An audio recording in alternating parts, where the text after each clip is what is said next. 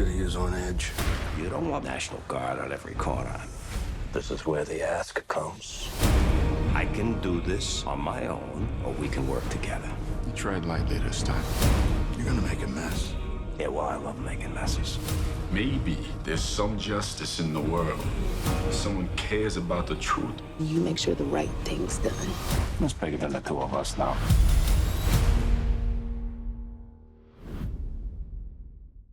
UFC 260 is this weekend. Talk about a can't-miss event. MMA is intense, but the stakes are even higher with the DraftKings lineup on the line. As the official daily fantasy partner of the UFC, DraftKings is offering all players a shot at millions of dollars in total prizes this weekend with their easy-to-play fantasy MMA. Just pick 6 fighters, stay under the salary cap, and pile up points for advances, takedowns, and more. We're in for a great card. Headlined by the UFC Heavyweight Championship rematch between Stipe Miocic and Francis Ngannou, and I'm expecting some fireworks, Matt. These guys are slugging. Woodley, O'Malley, all also on the card. But if MMA is not for you, don't forget about basketball and hockey, where DraftKings has even more money up for grabs throughout the week. DraftKings is safe, secure, and reliable, so you can deposit and withdraw your funds at your convenience. Download the DraftKings app now and use the promo code SMOKE to get a shot at millions of dollars in total prizes throughout the week. That's promo code SMOKE to get a shot at millions of dollars in total prizes. Only at DraftKings. Welcome back, man. Season 2 of All the Smoke. We got a real special guest. What's up with you, Brody? With the virtual handshake. I'm gonna tell y'all something that I never told nobody. I want all the smoke. Welcome back to another edition of All the Smoke. Jack, what's happening with you? Man, coolin', man. Still at it, man. Let's knock it out. You on your way to Cali soon, huh? Yeah, I can't wait to get out there, man. Yeah, We got a big celebration for your birthday coming up. I'm ready to pop my collar, man. It's coming up. Man, our next guest is someone I came into the league with way back in 2002, was our draft class. Someone who's been grinding. This is your 18th season, if I'm not mistaken. Man, welcome to the show, NBA vet and world champion, Udonis Haslem. UD, what up, bro? And Man, hey, hold on, you got to start saying this when we introduce him. Future Hall of Famer, bro. Should Future be, Hall of Famer. It'll be an honor. Man. But yeah. not only did I come in with you though, but Stat Jack, you don't remember when I was playing summer league with San Antonio? Yes, I think sir. That might have been like your first or second year with San My Antonio. second year. You came to watch us play in Vegas. Yes, sir. You showed me some love, and you don't even know who I was, but you showed me love. I remember shit like that. Like shit like that go a long, long way. You feel me? Yes, sir. Yes, sir. Hey, you know, a funny story. Before I knew Jack, before me and Jack were friends, I remember Jack came to Vegas the summer they won the championship, and we were all at Gerg's Run. Jack, I don't know if you remember this, but you came in there with a big old throwback jersey on and your ring. I think you had a ring on or just a bunch of jewelry. I knew y'all had just won it. That motherfucker didn't come to play at all. He just came to say what's up. But everyone else in there about to work. This nigga Jack comes in with a big old. Remember when the throwback jerseys were in? Man, listen here, man. Shit, that's how you supposed to do it. When I won, I ain't touching basketball. Yeah. That nigga definitely didn't come to work out. I ain't touching basketball when we won at all. Smelling like a pound of dope. I said, this Yes, sir. Yes, sir. And the party continues. Everybody know the party keep going out the parade. If they say the party stop at the parade, they're a damn lie. Right. They're a damn lie. Hey, man, well, let's get to it. UD, 2020 was a disaster. Obviously starting with the loss of Kobe and Gigi and everyone else on the helicopter, to the pandemic, to a crazy presidential race. What was one thing you took from 2020, good or bad? Man, you never know what you're going to be called to step into, man, and you just got to be ready. So, one of the things I always said was stay ready so you don't got to get ready, and that always applied to sports. But shit, in 2020, that shit kind of applied to life. 2020, you guys shocked a lot of people, obviously believing in yourself, but, 5th seed, made a run to the NBA Finals. What was different outside of playing in the bubble about the run you guys made to the Finals and your two other championship runs? Man, to be honest, that bubble, we had, before we even stepped in there, man, I had the mindset that we got to beat the bubble before we even step on the basketball court. So people was like, yo, you ready to go to the bubble? I was telling people, man, I done been to France, man. I done take my own ankles for a game. Like, y'all motherfuckers, I ain't always had no training staff. Like, I remember getting on the phone calling Mike Miller, like, yo, send me some ankle braces. I can't keep taping my own shit, bro. This ain't gonna be, I can't. Right. So, like, the bubble, man, that was nothing. I was already locked in for that. I already knew what it was. So for me, I took the approach as like, okay, I'm gonna be a leader, so I'm gonna be extra crazy with it, so my teammates can follow. So I'm in the room eating soup, acting militant and shit. Jimmy already crazy. I could barely get him out of his room. So for me to get cool with Jimmy or to kind of understand Jimmy, you got to get on Jimmy level. So I'm in the room taking barista classes and shit, learning how to make coffee and shit like that, like all that. So for me, like I took the approach as a leader. They gonna see me and they gonna do what I do. So that's really what I did, man. Stayed in my room, stayed locked in, tapped in with everybody, made sure everybody was straight. But for me, I was pretty much, in that leadership mode the whole time. So you're the last real OG in the league. Like, people that have runs like you, it doesn't exist. And we were talking about this earlier. We shot a show for West Burden earlier. There's no more OG vets. What are you, 40, right? 40 years old, 18 years in the game. And you've bought into it. We talked when I seen you at the presidential thing back in November, I think it was, or right before November, how, it was tough, but you understand what your role is. You definitely want to be out there on that court, but you know what it is. So you've really embraced that OG leadership role. And like you said, it was important for you to connect with Jimmy. Talk to us about the connections with the other players that you had to make and what kind of things you kind of had to do to, first of all, connect, but then bring everybody together. I mean, so to clear the shit up, everybody need to understand. And I ain't content with sitting on no damn bench. Like that ain't what it is. But evolution is a part of all this shit. Like evolution is a part of all this shit. And at the end of the day, I don't own my own team yet. You know what I'm saying? Maybe one day I don't own my own team yet. That's the goal for a lot of us, to be in a position where we can own our own team and make our own calls and do the shit that we want to do, or control the shit that we feel like we need to be controlled, because we know sometimes shit ain't right. But I don't control that. So for me, how can you impact winning without being on the basketball court? That's the next phase for me. And shit, you got to tap in with these dudes, man. If you don't treat these dudes with respect, see, a lot of these people come in and say, oh, I can do this, you can't do that. This is what I did and this is what I do. Them young boys don't want to hear that, nor do they respect that. They don't want to hear that, man. They don't want to hear that. So you got to get respect to these young boys first and foremost, man. So I tap in with these young boys first on a level of like, yo, I saw what you did in college. I respect that and I appreciate that. Now let's get to doing this and let's get to work doing that, man. So I get to know their families. I get to know their kids. Man, a lot of work I do with these boys be way before we even step on the basketball court, man. When people look at the situations and the relationship I got with Bam, man, I know Bam mama. You know what I'm saying? People don't know that. I know Bam mama. Bam old girl come to my old girl house, my stepmama house, and they eat and they chill and they kick it. You know what I'm saying? So all these guys that came through here, man, all the way back to the JJs and the Deions and all of them, my homeboys, the Wayne Ellison, man, we still tapped in. This go way beyond basketball, because I tell all these dudes, first and foremost, man, get your money. I don't give a damn if it's here or somewhere else. I just want to see you get your money, take care of your family. So I tap in with these dudes on a personal level. I create a personal relationship before I create a business relationship, man. Because if they don't respect me on that aspect, they ain't gonna listen to me on the basketball court. Because I ain't playing. I ain't on the court. I ain't out there.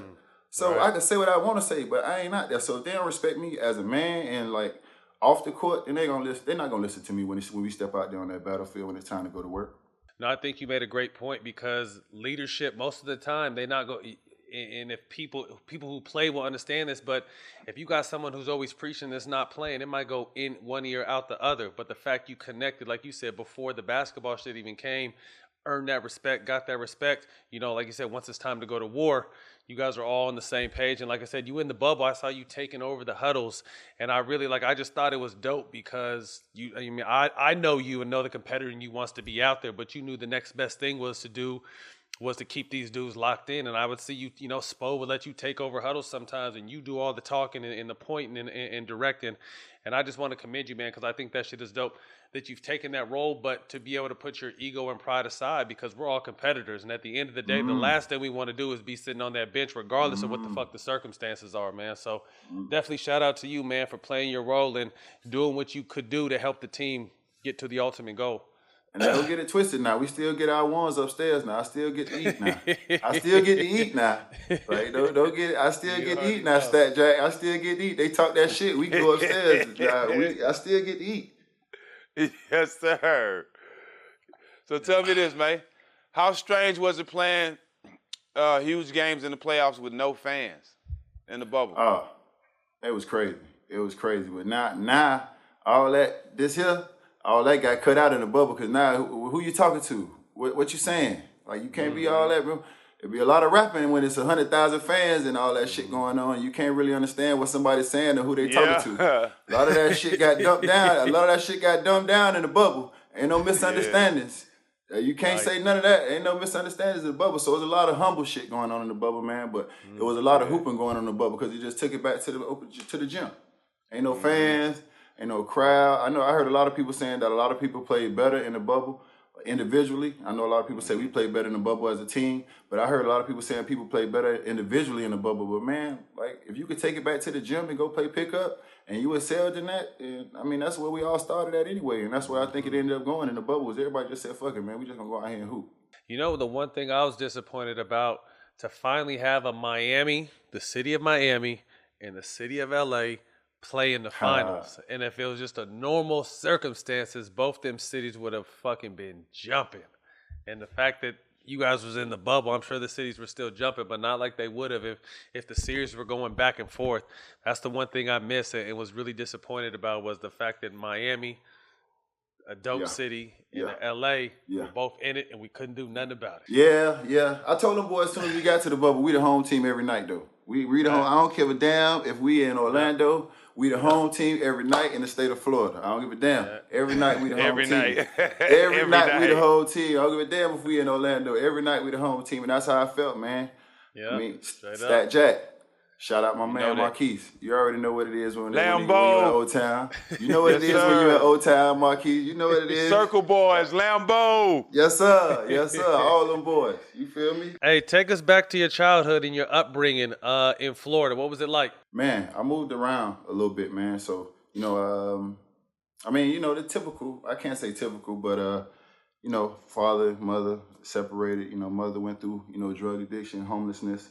I didn't really get a chance to, really grow up with my mom. I grew up with my stepmom, an angel. You know what I'm saying? It's hard enough nowadays to get people sometimes to raise their own child. So to raise a child that's not yours, you know what I'm saying? She was a blessing in disguise for me. So thank God to Barbara Wooten. Always, she knows I love her to death. My mother and my father went through their situation, and my mother struggled a lot. But, towards the end of her path, me and my mother really created a strong bond. And, I really didn't know how great, of a person my mother was until she had passed away. And I think that, people talk about the flowers when you're gone situation and different things like that. I never had an opportunity to even understand, the power, the type of person that my mother was. So she's definitely always been my motivation. Coming up, man, never really had, things given to me. I was always the underdog, chubby, too small, not fast enough, whatever the situation was for me. So it wasn't never really like an easy path, man. Figured out I could play this game of basketball a little bit because my dad was the Dade County Player of the Year in Miami, man. But that came with expectation because the old boy wasn't never happy about shit. It wasn't never good enough for the old boy, man. He was Dade County Player of the Year, but it was never good enough for the old boy, man. So I moved to Jacksonville, man. And that's when I really blossomed in the game of basketball, is when I had a chance to move to Jacksonville, because down here in Miami, man, it's all football. And that's all I played was football. When I moved to Jacksonville, I had a chance to pick up basketball, man. And for 4 years, all I did was play basketball. So when I came back to Miami, after playing basketball in 4 years in Jacksonville, I came back to Miami. I went to Miami High. If anybody know anything about Miami High, man, the expectations of Miami High is win. And that's it. The great Frank Martin, Shaky Rodriguez, God bless the dead, mafioso. Like, when you talk about the Shakies and the Willie Falcones and the Sal Falcones, and, you go read up. You understand what's really going on with Miami High and the tradition, that followed with us. Frank Martin, right now in South Carolina, you see what he was able to do as far as turning that program around, man. To this day, a lifesaver, a mentor. I know people that Frank done picked up the phone and went and got 4, 5 in the morning out the gutter. You know what I'm saying? He's that kind of guy. And to this day, I owe him a lot. So, for me, I've had a lot of angels in my life, man, that have been able to catapult me to get to this point, man. There's no way I would have did this by myself, bro. There's no way. The chips are stacked against us already. Right. And without them angels, man, I wouldn't be here. Who did you grow up watching and rooting for? I mean, I know being right there at home, who did you grow up watching and rooting for as a young basketball player? Man, Tim James. So people don't know this. Tim James. People think that I'm the original first player from Miami to play for the Miami Heat. And I always shout out Tim James. Tim James went to Miami Northwestern from my hood, Liberty City. Yeah, I remember Tim James. Went to University of Miami, stayed at home. And he was the first player born and raised in Miami to actually play for the Miami Heat, and he actually wore number 40. So when I wear number 40 for the Miami Heat, I'm repping Tim James, but I'm also repping my pops because my pops wore number 40 when he played for Northwestern as well. See, everybody went to Northwestern in my family. Northwestern was like the spot in Liberty City. That's the place to go. I chose my own path. I went to Miami High, man. It worked out for me, but Tim James was who I watched, man. He was like, you had your Pee Wee Kirklands in New York, and you had this, that, and the third. Tim James was our superstar. I mean, motherfucker high jump like 7'3" or some shit. You got to read about Tim James. Like, that shit was crazy. Yeah. Like, Tim was like a legend. Yeah, he had bunnies. That's what's up. What was your recruiting process like? You played a little bit of football, found basketball to be your sport, but what was your recruiting process like? And did you have someone locked in from the beginning or somewhere you wanted to go? Man, Brent Wright, my homeboy, man, my best friend, went to the University of Florida, man. They had an amazing recruiting class, man, and they were recruiting me, but I never had a chance to meet, Billy Donovan. But what sold me was Anthony Grant. Anthony Grant is the coach at University of Dayton. He also went to Miami High, where my alma mater, from Overtown. If anybody know about Miami, you understand what Overtown is. Anthony Grant came in and pulled up, and he been with Billy from day one since Billy was at Marshall with the Jason Williams days. So when Anthony Grant got involved, it made me feel a little more comfortable about really putting my trust in somebody who I wasn't comfortable with. Because once again, growing up in Miami, it was black or Cuban or black or Hispanic, whatever Hispanic you want to call, Puerto Rican, Dominican. We ain't really had too many white people, man. So when Billy Donovan came and sat in front of me in Liberty City at my grandma's house, and he went to fast talking, I ain't really responded to that. You know what I'm saying? It was different. It was somebody coming from New York, and they sitting down fast talking, and I'm like, yeah, it sounds good. But then when I had a chance to sit down with Anthony Grant, somebody from where I'm from, and like I said, Overtown, and he really understood me, understood the process and what I was really dealing with and going through.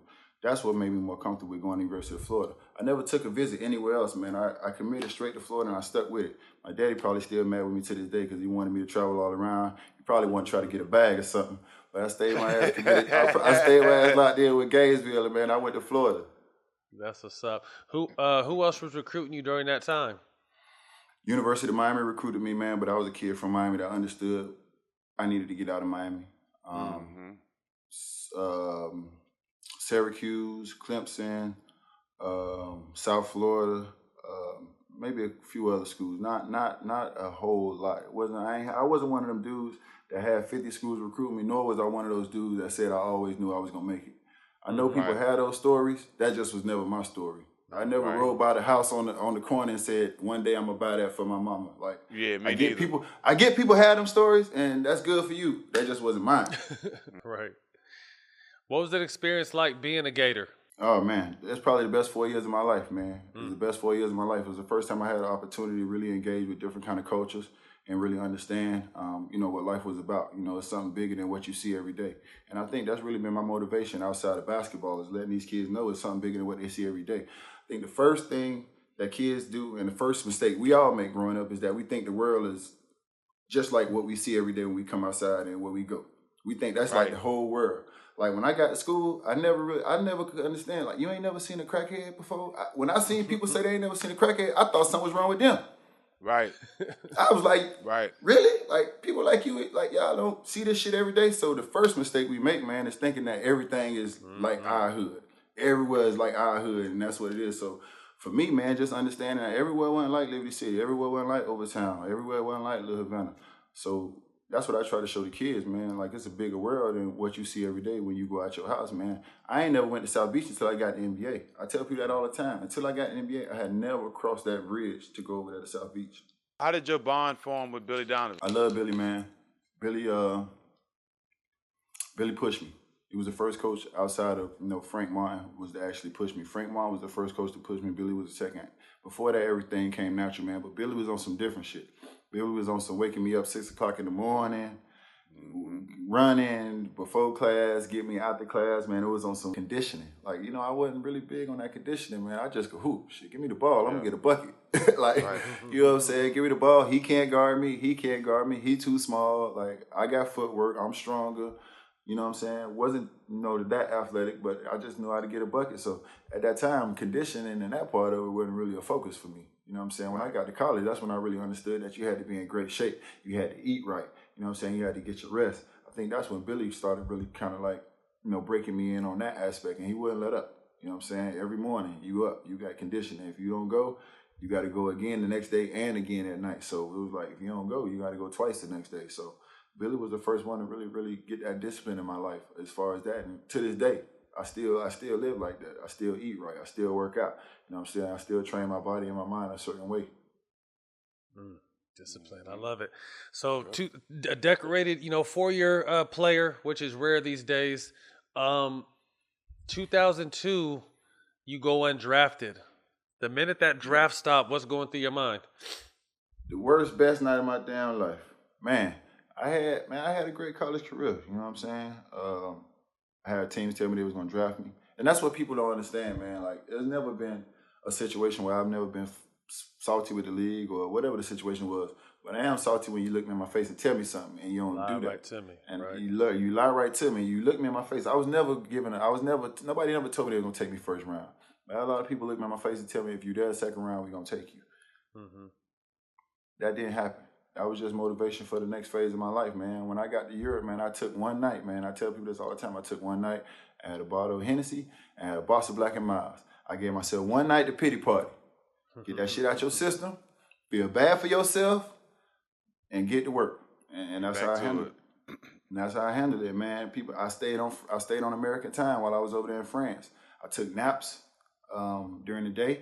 I stayed up at night, communicated with my family, and I worked out. What was that experience like? How difficult was it to play basketball in Florida, then go to the University of Florida, and then you're overseas thinking you were going to be in the NBA? Man, I never seen snow before. I cracked the windshield, dog. So I get up in the morning, there's ice all over the car, all over the windshield. In my mind, you take some hot water and throw it on the shit. It'll melt. That makes sense to me. Right. For what, like, man, that shit, boom, the whole damn windshield cracked. I done blow the people's shit. Now I got it. Now I can't drive the practice. I crack the people's shit. Next, a month later, I'm driving. Now I don't know how to drive stick shift. I'm driving. I'm driving. I done hit this man's shit. Boom. He jump out the car. He He talking. I don't speak French. He talking French. So now I know he talking crazy. So now I done gave him one of them. I leave the car. I go to practice because now I know the car got the team name on it. Man, the people couldn't take me to jail. So now I'm in France. I'm locked up. I done did a day in France jail. It was a learning experience, dog. That's what I say. It was a learning experience, man. I understood, like, once again, every hood ain't your hood, man. You can't live. Right. When you a certain place, you gotta act accordingly, man. You out of bounds, bro. You gotta act. So I'm over in France now thinking I'm still in Miami, and it wasn't working like that. That's tough. See, all three of us have similar journeys. You know what I mean? Jack and I were drafted, but didn't make it. And it's funny you say that. I went out, got super high, drunk, and then I went to the D League because I really felt like I deserved to be in the NBA. So I just went there just on I'm fucking everybody up. It's either you or me. And it was going to be me. And then Jack, went on his journey and finally found his footing. But to me, once I got there, it made me appreciate it so much more. Like, I didn't take shit for granted because people say, oh, you got drafted, you made it. And that's the furthest thing from the truth. You know what I mean? Right. It was taken away from me before I ever got it. And by the time I got there, like, I played every game. That's why I played so fucking hard outside of being a football player. I played every game like it was my last because I was in a situation where it could have been. Not even talking about injury, but just I started on a 10-day contract. You know what I mean? So that grind was real. How did you end up linking up with Miami in 03? So, like I said, Stat Jack remembers. So I played summer league with the Heat. And I had a great summer league. Me and D-Wade, we had a great summer league. Right after that, I got a call from San Antonio. So I go play at San Antonio. I tore that shit up. I'm talking about double machine out there with San Antonio in Vegas. San Antonio offered me. They offered me a 1-year deal. At that time, the Heat hadn't offered me anything yet. About a week later, after the Heat offered me, after San Antonio offered me, the Heat called me and they offered me a 2-year deal. I go down to sign the deal, and the great Bob McAdoo, a Hall of Famer, man. This was something that I'll never forget, man, because when you talk about throwback jerseys, if your ass ain't had no McAdoo throwback jersey, right, you wouldn't fly. If your ass ain't had no McAdoo throwback jersey, you ain't in the throwback game. You ain't in the throwback game. Facts. So the great Bob McAdoo looked at me. He said, "Man, I told them people once I seen you in Las Vegas at that summer league, you better sign that, boy." And with McAdoo, like I said, man, once again, I'm a dog. I'm trying to eat out here, man. But you take a time and you hear somebody like McAdoo say something like that, and you take time to kind of like step back and appreciate, you know, the work that you put in, but it make you want to do more. You know what I'm saying? It make you want to do more. It don't make you want to stop there. So, you know, that was the beginning of my journey for the Miami Heat. You know, having that opportunity to go play for the Miami Heat and San Antonio really catapulted my career because you know how this go. You know what I'm saying? It's a copycat league. You know what I'm saying? Yeah. How much they offer them? Because they gonna lowball your ass. If somebody offer you $2, they gonna offer you $2.50. Yeah. So it wasn't until San Antonio offered me 1 year, and then he came back and offered me 2. That's how it worked out. Yeah, that's how it worked out, man. And y'all grind too, man. I always, you know what I'm saying? And I know, you know what I'm saying, this y'all show. So I ain't gonna give y'all, I can't, you know, take y'all time, but I do want to give y'all praise. I always appreciated the way y'all played the game. Y'all ain't never back down. We wasn't never, except for you, Stak, you used to get your shots up, but we wasn't never really people that got a lot of shots up. Now, Stak, you got your shit up now. Yeah. You got your jimmies up. You came with your Gatling gun every now and then, but we wasn't really guys that had a lot of plays ran for us, man, but we found ways to impact winning, dog, and people needed us on their team. You needed guys like us to win. Like I tell people all the time, dog, you got drivers of the car, you got people that do all that other shit, but you take away the mechanic. Let that motherfucker don't crank up, and where you gonna go? Take away the people that work on it. Take away the people that change the oil. Take away the people that change the tires and all that, and see how far that car go. Ain't going nowhere. That goes to what Greg Popovich used to say. He was like, man, you have a lot of teams. You got your Tim Duncans, you got your Kobe Bryants, you got your D Wades, but they don't win championships without Ron Artest, Draymond Green, Steven Jackson, Udonis Haslem.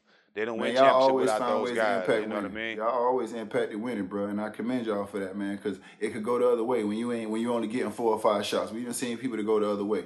They can't figure out a way to impact winning. Now they just a goddamn cancer. Now they not, you know what I'm saying? Now you don't even want to be around their ass. No, you don't want their ass in the locker room. You don't want to be around their ass. You don't even want around you. So y'all figure out ways to impact winning, bro. Yep, they get pushed out the league now. And then people don't know how tough that is on you mentally, just to stay engaged and figure out ways to impact winning, man. So especially when you're young. I'm commending y'all. I'm commending y'all as well. Especially when you're young. Man, appreciate that, bro.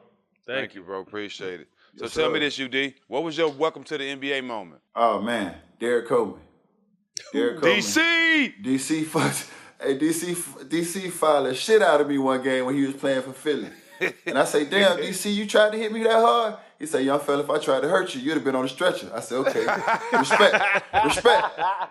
It wasn't no, listen, I respect that. I know, now I know. If you was really trying to fuck me up, I would have been out of here. I get it. But people don't know though. Derek Coleman, one of them motherfuckers, when he say something, he mean it. Ain't no ifs, ands, or but about it. He told me, listen, young fella, if I was really trying to hurt your ass, would have been on a stretcher. Respect. You know what? And it wasn't that I was scared, but he kept it real. Like, if I was really trying to hurt your ass, I would have hurt you. Yeah. Heavy-handed nigga, big old heavy hands. Yeah. You know what I'm saying? I was like, okay, they on this shit out here. They'll hurt your ass if they feel that's what they own out here. I get it. But see, that's a different game, though. You know what I mean? We came in, Jack, you came in late 90s, early 2000s. We came in early 2000s. It was real. Like, we was playing with some real big dudes. I remember playing with Shaq early, you know, midway through my career. And he used to say, you know, if so-and-so gets going, just send him to the paint and I'll put him out.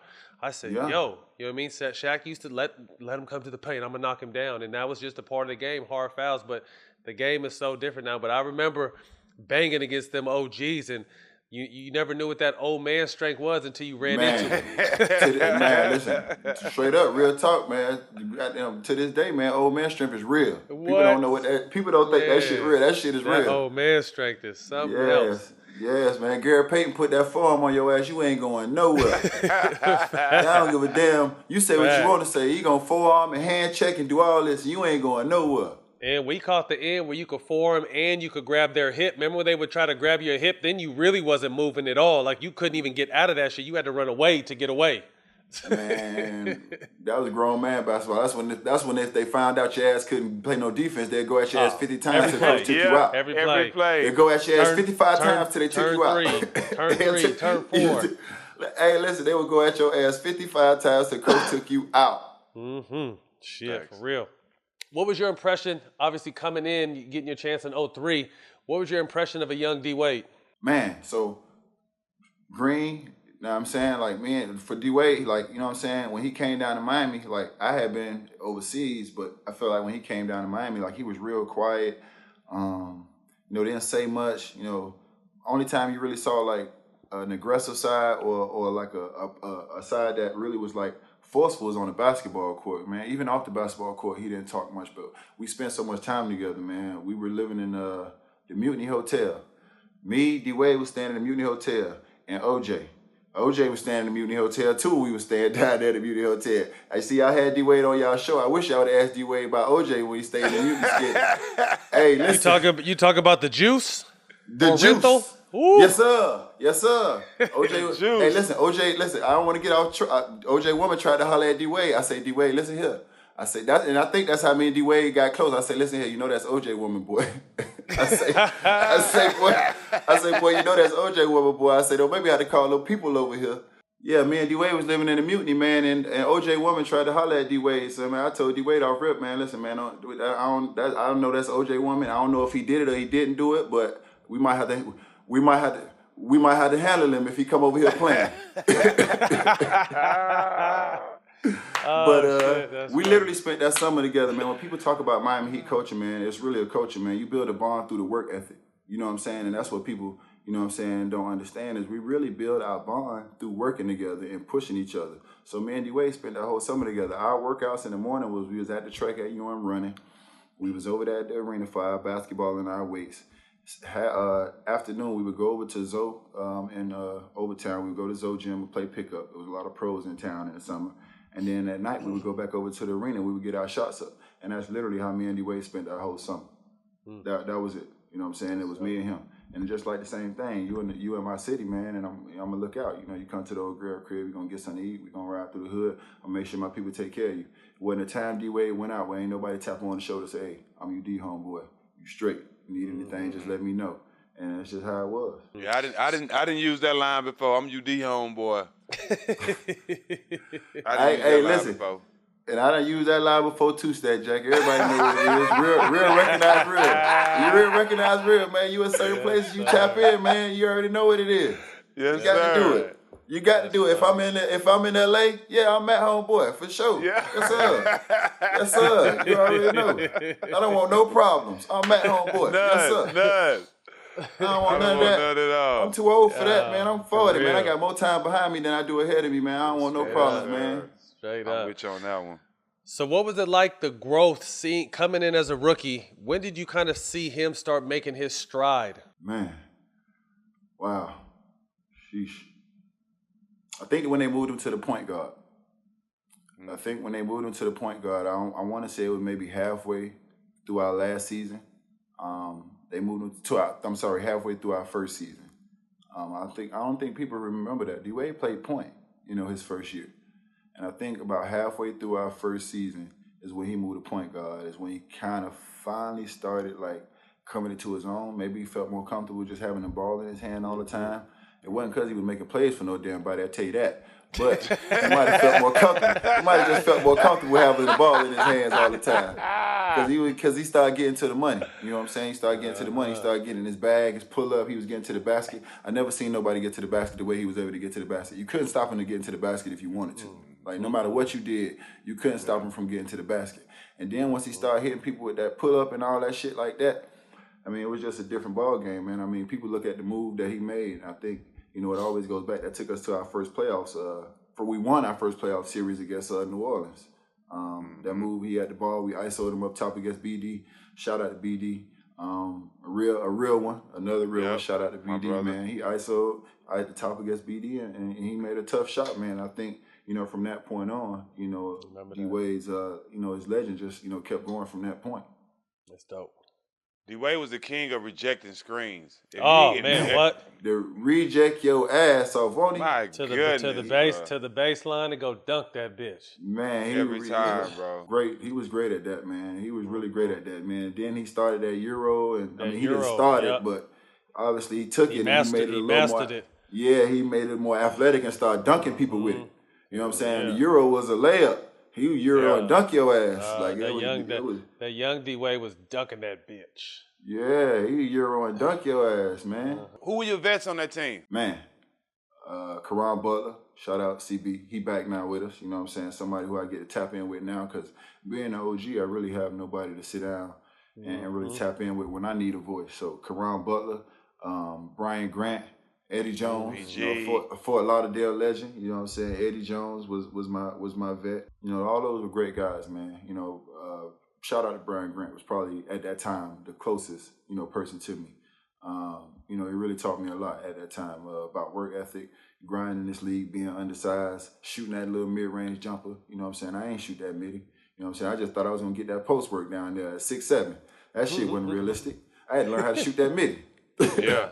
I had to learn how to shoot What's that up midi. with BG, man? What BG at right now? He's running his own foundation, man, out there in Portland, man. He's doing well. You know, Okay. he's real tapped into that foundation work out there in Portland. Today is birthday too. Today is Happy birthday, BG, man. That's my boy. Send my love to him too, UD. That's a real one, man. Yeah, it sure is, man. Took me out on his boat, man, and really took me under his wing, you know, down here, man. Showed me a lot of love. Took me out to the strip clubs with him. Took care of me. BG took care of me.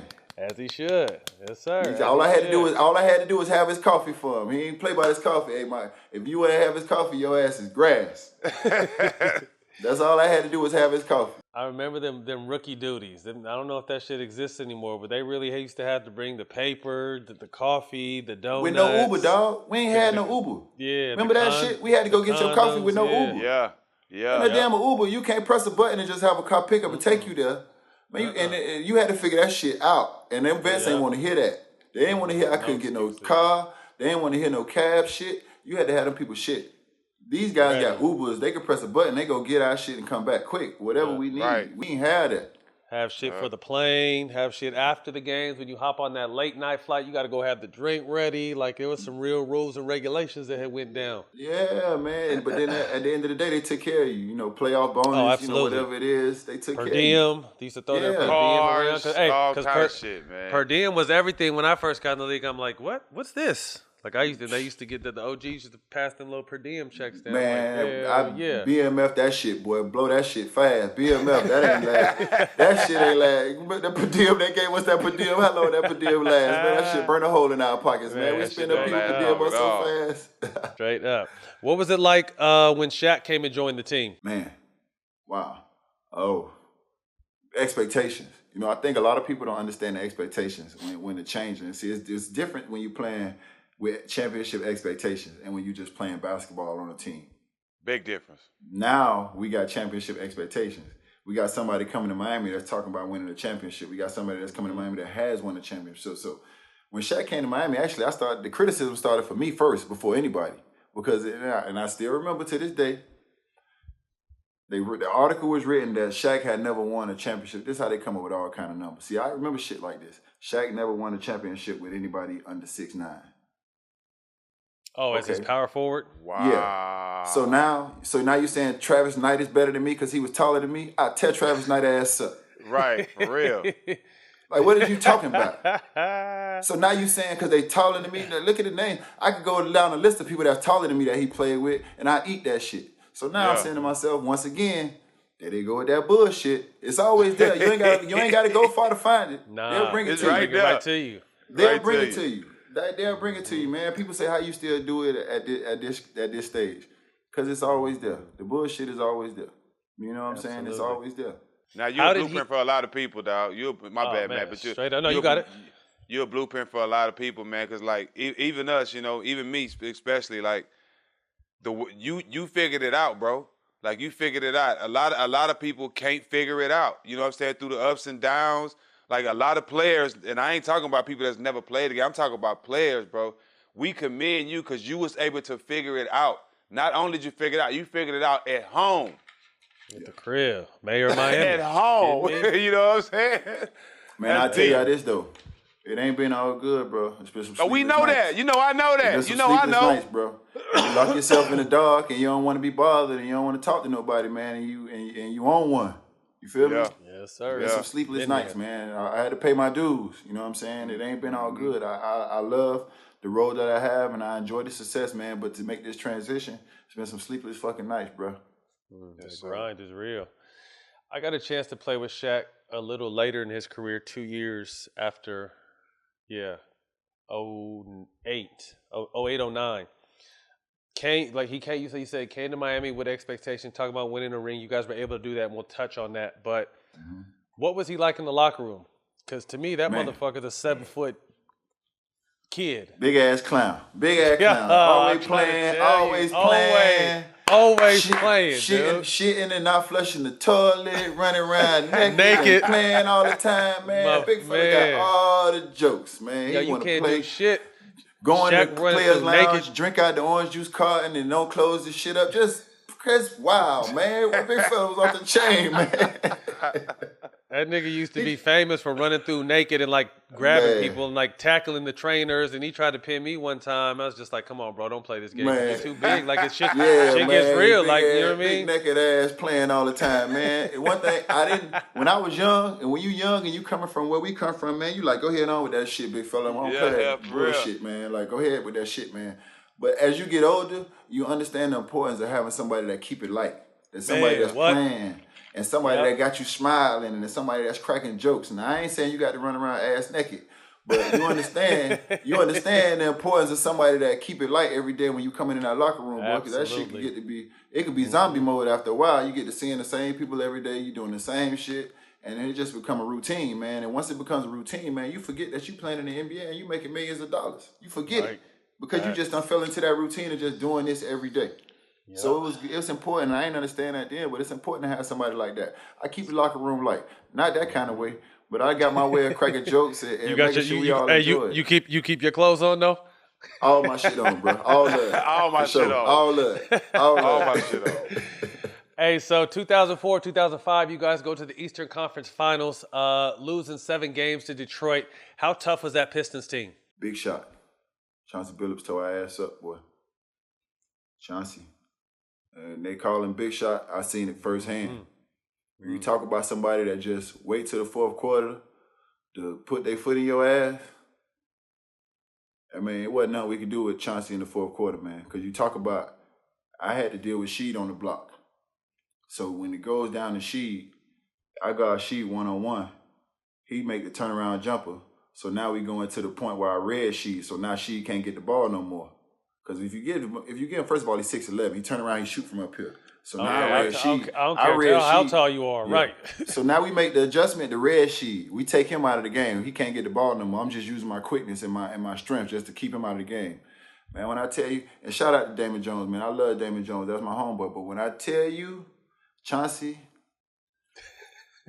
took his ass through the KFC drive-thru and gave him a 3-piece and asked him what he wanted on the side. Man, everybody took Damon Jones through the drive-thru. Man, listen, that shit was at the end of the game, man. I love D Jones, man, but it was 30 to Chauncey had 30 and D Jones had a donut, man. That was like Chauncey, like when you talk about that was all dark meat too, fried all dark meat, and then it was all flats. It was all flats too. That's rotisserie right there. That ain't even fried. So man, listen. When you talk about that series, man, we was able to combat a lot of different things, man, but we could not deal with Chauncey in the fourth quarter. That was the one thing we couldn't combat to keep up with that team. You know what I'm saying? We was able to combat a lot of different things. It was a great defensive team when you talk about, you know, the way they had with Tayshaun Prince and Ben Wallace and, you know, all those guys. But, you know, we couldn't combat, you know, Chauncey because he always did it in the fourth quarter. I mean, literally, the first 3 quarters, he getting everybody involved. He playing the game the right way. In the fourth quarter, come here. I'm talking about, you know, Chauncey would back your ass down too.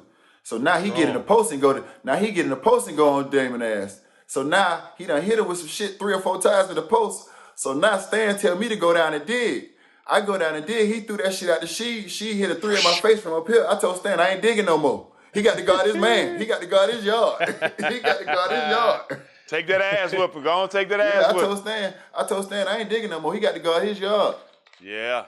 See, it's crazy. So this is like we talking though. Like this is before you switch picks and all that kind of shit. Like you had to guard your man back in the day if they would send a dig or a double. But outside of that, you had to guard. Like it wasn't no switching screens or cross. Like no, you had to guard your motherfucking man. Yeah, She hit that turnaround on me. I said I ain't letting his ass catch it no more. Damn that. He can't catch it no more. He won't catch it. Yeah. And then they went to putting Chauncey in the post. I dug one time. She hit 1 3 on me. I told Stan he got to guard his man. I ain't going down there no more. That's it. So they end up taking you guys. Next season is your guys' championship season, but you guys start off slow. 11-10 understand. Mafia Pat Riley makes an executive decision to replace Mafia Stan with Pat. himself. You guys end up going 41-20 the rest of the way and go on and win a championship.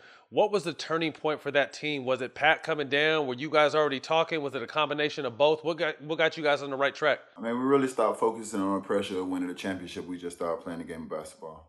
I think everybody understood what the expectations were, and I think everybody wanted to get to that level. But realistically, that was the first time, having that group of guys together. You think about the trade that we made that year when we brought in J. Will and Pose. Shout out to my dog Pose, another real one. When you talk about J. Will and Pose and all of them dudes we brought in, man, we were in Antoine Walker, Gary Payton. Gary Payton. Jason Capono, Lonzo Mourning. Shandon Anderson, Capono, Zoe. It was really the first time we had that group of guys together, so the expectations was there, but, you can't rush that. You can't just make it happen. Even with the big three, when we had that run, we started off slow. So, the expectations was there, and we just had to figure out to get it together. And what you do is, I think a lot of people, what people understand in basketball and in this sport is, if you win a 7-game series, that don't happen by accident, you're better than that team. But you can't get hot in this shit at the right time. You can't get hot in this shit at the right time. Facts. You know what I'm saying? You can't get hot in this shit at the right time. And that's I think important, too. That team got hot at the right time. We got hot at the right time in the playoffs, man. We got hot at the right time, and the wheels started turning at the right time for us. Mm-hmm. Take us back. What was that journey like? You guys, first round with the Bulls, 6 games, Nets in 5 games, Pistons in 6. You got your rematch, and then you guys beat Dallas in 6 for the title. Talk to us about that run. What do you remember most about it? Outside of D-Wade being fucking amazing against Dallas. Man, I mean, just it being surreal. Every step that I was taking, I was saying to myself, man, they ain't even believe I could be here. So every step for me was another opportunity to show the world that Udonis Haslem really deserved to be in the NBA. Absolutely. You know what I'm saying? So I took every step personal. I took every game personal. I took every playoff series personal. And as great of a guy as Dirk is, and as much as, I love and respect Dirk, man, I got the utmost respect for Dirk, man. I took that matchup personal. You know what I'm saying? I took that matchup personal. You know what I mean? I took it personal from a lot of different aspects. I took it personal because I wasn't drafted, and I took it personal because of what he did prior to that playoff. Dirk was tearing people's ass up. Yep. I was supposed to be next in line. They had to already put me on the plate and served me up. You know what I'm saying? Like, I was supposed to be the next to get the, chopsticks and all. I was supposed to get that. You know what I'm saying? That's what they were saying. You know what I'm saying? I'm just sitting there watching. Once again, they bringing that shit to my door. I ain't looking for it, but it's there. Right. You know what I'm saying? How special was it to be a part of bringing the first NBA title back to Miami? You know what? When I did that, man, that's when I realized that I had been all the way around the world, and it had brought me back to Miami. You know what I'm saying? Like, I had to go to France to get back here. You know what I'm saying? That's the first time I realized that I was taken around the world just to come back to my city and do something different and do something special. Been around the world and yeah. I can't Yes, find sir. my I can't find my baby. Yeah. Them young fellas don't know about that. Them young boys don't know about that. They wouldn't know where to start with that, man. I had to ask one of them young boys the other day. Spo asked one of them young boys the other day if they know who James Worthy was, and he said no. Man, I done that fell out my chest. Oh my God! Hey, take his contract away from him. How you don't know James? Man, Stat Jack, I down there fell out my chest, man. He asked Precious if he know who James Worthy was. Precious said no, man. I down there fell out. Big game James. That's a man. But I mean, damn, boy, I done lost my train of thought. That's I'm 40. What were we talking about? See, that's that 40-year-old shit. Bringing the first championship back to Miami. Yeah, bringing the first championship. That was the first time I realized, man, that I was able to do something bigger, man, because the city came out. You know what I'm saying? The city came out, and then I saw how the city reacted to me, and man, that made me just want to do more in the city. So once I seen how the city reacted to me, not just the championship team, me. It was different when I went back in the hood. You know what I'm saying? Man. I never had security. I always had my homeboys. I move a certain way, and that's how I move, man. But to see how the city reacted to me when I went back in the hoods, when I went back around my people, when you're a champion, you know what I'm saying, and you won the Irish, it's like you the damn president in the hood. And you won it at the right crib. way. And I did it the right way. You Right. feel me? And I did it the right way, man. So they called me the Prince of the City. I never called myself that. I never self-proclaimed myself that, but people had given me that name. You feel me? And I feel like that had a lot to do with the success that I had. But I took that success and I wanted to do more with it, man. So Now it's time to go to the next level with the business, and you provide jobs and you provide opportunities. You do low-income housing, you do this, that, and the third. And you touch a little bit of everything, man. And that's the OGs in me. You know what I'm saying? The octopus, the hustler. You touch it all if you can. Absolutely. That's what it is. You got a chance to play, and we've touched on this a little bit, but you got a chance to play with one of the greatest two guards ever. Not only was he your teammate, but it was your brother. What was it like watching his run, his greatness, him leaving, and then coming back and finishing the right way? What was that like for you as a brother to be right next to him during that time? Man, I felt slightly well, first of all, when he left, I had no issues with that. You know what I'm saying? For me, you right or wrong, you take sides with your dog. And that's all I'm gonna do. I'm gonna ride with D-Wade regardless. D-Wade know that. I'm always gonna ride with D-Wade. He know that. And that's till the wheels fall off this shit. So whatever he wanted to do, I had his back. That's probably the strongest our relationship has gotten, because we really made an effort. We really had to make an effort to keep in touch with each other. You know what I'm saying? Before, we was just in each other's face every day. It was just natural. You know what I'm saying? And you know how easy it is when you see somebody every day just to keep in touch. And then when they trade it, or next year they with somebody else, y'all don't even talk no more. You know what I'm saying? So when D-Wade was gone, we actually talked more about shit besides basketball than we ever did. Life. You know what I'm saying? Are you happy? Are you happy off the court? You know what I'm saying? Because then we started to realize what true happiness was. And that shit had nothing to do with basketball. All our life up until that point, we thought it had to do with basketball. We thought it was on the court. You know what I'm saying? And I think at that time in D-Wade's life, you know what I'm saying, we really started to understand what true happiness was. True happiness is doing what you want to do. True happiness is going back to your hometown and playing. I've experienced that. I know how powerful that can be. I know the impact you can have on your city if you're able to bring a championship, or you're able to do that for your city and lead them to that. So I understood him taking that chance and wanting to be able to have the opportunity to feel that, and want to be an opportunity to do that for Chicago. I know what that feels like. And as a friend, you support somebody that does that. So for me, I was very supportive of him. Fast forward to when he came back, man, God bless the dead, we had to go to our agent, you know, Henry Thomas's funeral. And after the funeral, you know, D-Wade and I on the plane, and we just talking, man, and you know, I'm just telling him, you know, we got to finish, you know, what this shit, how we started, we got to finish it. We got to finish it. You know, Hank would want us to finish it. You know, it's just, you know, if you come to Miami and you just see and you understand the impact that you're able to have on the next generation, as well as what I'm able to have, because you'll play. They'll put you out there. So your impact will go even further than mine.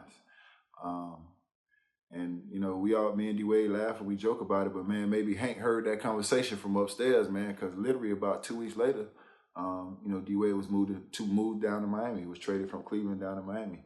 And I think that was a resurrection for, you know, our team. And I think that was a resurrection for him. You know, things didn't go the way he wanted it to go in Cleveland, you know, or Chicago. And I think that was also a resurrection for me, man, because, you know, I was probably on my way out, man. And it had nothing to do with the heat. But, you know, for me, it just wasn't as fun anymore. You know what I'm saying? And I think that my brother brought that back to me. That's what's up. That's big. Take us back. The big three comes to Miami. What was your reaction when you heard it was official that Lebron and Bosh was coming to join y'all? Shit, I was on my way out of here. They ain't had that money right. They ain't had that money right. As much as I love everything about what was going on, the part that I didn't like, they ain't had my money right. And I was on my way out. You know what I'm saying? And that's no knock on the Heat. You know what I'm saying? You got a salary cap. You got to make your decision. You got to do what you got to do. So I hit D-Wade, like, yo, you know what I'm saying? Once again, as brothers, you support your brother. Yo, I love you, boy. Y'all got a chance to do something special. I'm out of here. I'm on the E-Way driving the Bentley. I'll never forget, because me and D-Wade got matching Bentleys, you know, when we won our first championship, you know. So I'm on the E-Way in the Bentley, man. And I get off the expressway, and I get a call from my agent. And he said, you know, what you get ready to pull in? I say, yeah, I'm right here from the arena. I'm about to pull in. He say, wait 5 minutes, don't go in yet. So I pull into the outside of the arena, I wait 5 minutes, and he called me back. He said, all right, you can go in. So now I'm thinking I'm walking in to tell Pat, thank you, I appreciate you, I love you, but I ain't playing for no minimum. Right now I'm in my prime. I can't do that. Now I've taken pay cuts, but I ain't no damn fool. So at that time, I'm in there way to tell Pat that I'm out here. my agent called. He said, go in. I go in with Pat, my agent on the phone. D-Wade got on the phone with Bron, CB. He figured it out. He took a little less. Bron and CB took a little less. They made a little cut for me. I think we got it to like 20. I think I had 30 on the table. So it was a $10 million pay cut. But for the opportunity to bring another championship to the crib, to play with those dudes, and understand what my role was, you know what I'm saying? I understood my role. It does take nothing away from their greatness.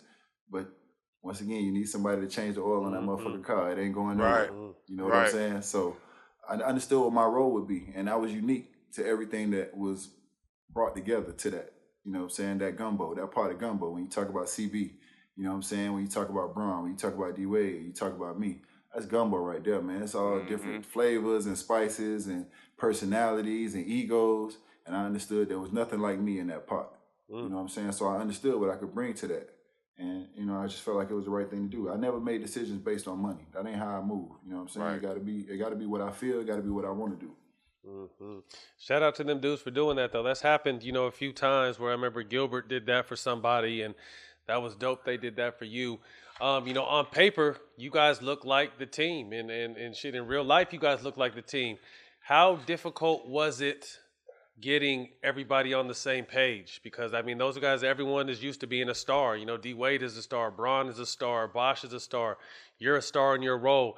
How was it getting those three and the rest of the team to kind of understand what it was? I mean, the hardest thing was getting dudes not to step on each other's toes. Nobody wanted to step on nobody's toes. You know what I'm saying? Nobody wanted to be too aggressive and be a ball hog. Everybody wanted to make sure everybody get comfortable. Meanwhile, ain't nobody getting comfortable. You know what I'm saying? Right. So I think that's the hardest thing was, you know what I'm saying, just getting everybody to adjust to just being yourself, and then we'll figure it out from there. You know, once we got everybody to be themselves, then the next hardest thing was for the role players. You know, how can we impact this? Your ass might get 3 shots. You might get 3. And it could be the biggest 3 of the night. It could be the double team. He got to spray to your ass in the corner. You ain't shot in 30 minutes. You better make this one. So as a role player, you're expected to make this one. Ain't nobody looking at you saying, oh, he don't get no shots, he ain't got a shot. If your ass is open for the game winner, people expecting you to make it. So as a role player, you know, how do we adjust to being in this role of, you know, understanding that our opportunities might come few and far in between, but we still got to make our shots. We can't whine about it, and we still got to impact win in some shape, form, or fashion. Or on the business side, your ass is out of here. Right. You know what I'm saying? They ain't going to move the big 3. They going to move your ass. But people don't understand you, D. People don't understand. You touched on it earlier. Obviously, Jack got the green light, but people like me and you know, sometimes we would get 5 shots. And when you know you got to make at least 2 of them motherfuckers. You know what I mean? You get 7 shots. You got to hit at least 3 or 4. And that's the kind of, outside of all the dirty work we did, we always had to keep that in our mind. Like, oh, shit, I missed my first 3. I got to hit the next one. You know what I mean? Like, you put that pressure on yourself. And sometimes that shit is hard to play under, but, you know, you're able to embrace it and internalize it and understand it and make it work. But it's a big difference knowing that I'm going to get 5 shots, then I'm going to get 15 or 20 shots, and I know I can start off 0 for 5 and still have a good night. You start off 0 for 5, you in trouble. Yo, let me tell you something. And it's going to be series and it's going to be games where teams are going to scheme to make the ball find you because they know that motherfucker, like you ain't, like they know you ain't getting 15, 20 shots a game. They know you only getting 4 or 5 shots. So they going to make sure your ass get 20 and say, make him beat us. They want Make you him to. beat us. Yeah. Make him beat us. You've been in a situation like that. The whole Indiana series. People look at the Indiana series, how I shot the ball and how I played against Indiana. Motherfuckers, they said make Haslem beat us. Like, you know what I'm saying? I just was prepared for the moment. You know what I'm saying? Stay my ass ready. Stay ready so you ain't got to get ready. I was in the gym. So 2 games straight, I went 8 for 9. I wasn't shooting no goddamn, you know what I'm saying? I wasn't like I was shooting all contested shots. A couple of them was contested, but for the most part, they said make him beat us. I wasn't a guy that was accustomed to getting 9, 10, 12, 13 shots a game. I was a guy that was accustomed to getting 5, 6 shots a game. And in that game, they said make him beat us, and they put me in a position to have to make shots. And I was able to make shots, and I can make shots, but that's not always the case, man. When you're a guy that get 4 or 5 shots, man, you could be put in a situation where you took 4 shots, but you got to make the motherfucking money shot. You got to make the money shot. No matter what. No excuses. No matter what. No excuses. You guys get off to a slow start in that first season. What turned you guys around? I got hurt. That was a tough year for me, man. My mom's passed away. I got arrested on some bullshit. It's always some bullshit when you get arrested, right? It always fit. You always follow it up with I got arrested on some bullshit, but I got arrested on some bullshit, man. My mom's passed away, and then I got hurt. You know, I tore my 3rd, 4th, and 5th metatarsal playing against Memphis, man. Garden, you gotta move your feet, Garden Zebo. Shout out to Zebo, man. Another real one. Moving my feet, trying to get around Zebo, because when Zebo see you, he gonna jump this high, and your ass is grass. It's a bucket. You can forget about it. So I'm moving my feet, trying to get around Zebo. And I tore my 3rd, 4th, and 5th metatarsal, man. So I missed that whole season. Never even heard of a Liz Frank injury. I didn't know what the hell that was. So I spent that whole summer, not that summer, that whole season just researching my injury. And I was able to come back during the playoffs. And that's what a lot of people remember that series that I had against Chicago. The first game back was against Boston, but we were able to take care of that Boston series without me. But they needed me in that Chicago series. That's when Chicago had Joe Kim, they had Boozer, they had Taj Gibson. They was young and they were strong up front. They were beating the shit out of us on the boards, man. So I had to come back in that series, and thank God, man, I was able to impact winning once again. You just impact winning, man. Yes, sir.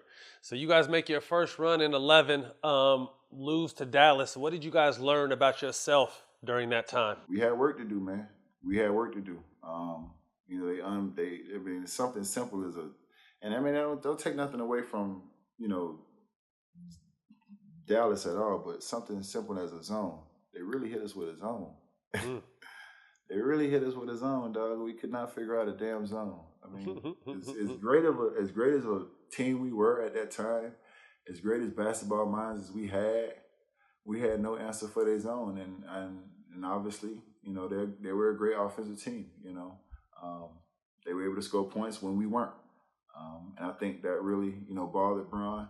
I think that summer, that's when we were able to play Bron a lot of different areas, and he was able to be a playmaker from a lot of different places on the basketball court for us. And I think people saw a new focus from Bron going into that next season. But they literally just really put a zone on our ass, and we couldn't get a bucket. And once again, I love Dirk. Shout out to Dirk. But if you look at the numbers, the MVP of that series was Jason Terry. I'm gonna keep it A1 with you. Yeah, he is some keep it big A1 shots. with you. I ain't gonna tell people what they want to hear. I'm gonna tell people what really happened. Right. The MVP of that series was Jason Terry. You go look at the numbers. It's not. I'm speaking facts here. You look at the numbers. Jason Terry was the MVP of that series, man. He tore our ass up. He killed us. I was with the Lakers. They swept us and ended up playing you guys. But I remember one game he had 10 or 11 threes. He was hot that whole playoffs, cooking. He tore our ass up. But he had to, because remember, you got to think that motherfucker got the championship trophy tattoo earlier in that year, so he definitely had to back his shit up. He got it before the season even started. He damn sure rolled the dice with that one, didn't he? Hell yeah, but he backed this shit up. You got to respect it. And JJ Barrera played well off the bench, but the MVP of that series was Jason Terry, man. We had no answer for him. I was able to do my thing on Dirk. He made shots. He had a couple of decent games, but nothing crazy, but what we couldn't account for was what Jason Terry was doing to us. What changed in 2012 that made you guys ready to take the next step? Man, how happy people was we lost. Damn. I ain't never seen no shit like that before. What we did to people, I don't understand. Why everybody, and I love Golden State, man, for what they doing, but why everybody loved them, but they hated us? I think, hold on real quick, because I was going to ask you too, and I forgot.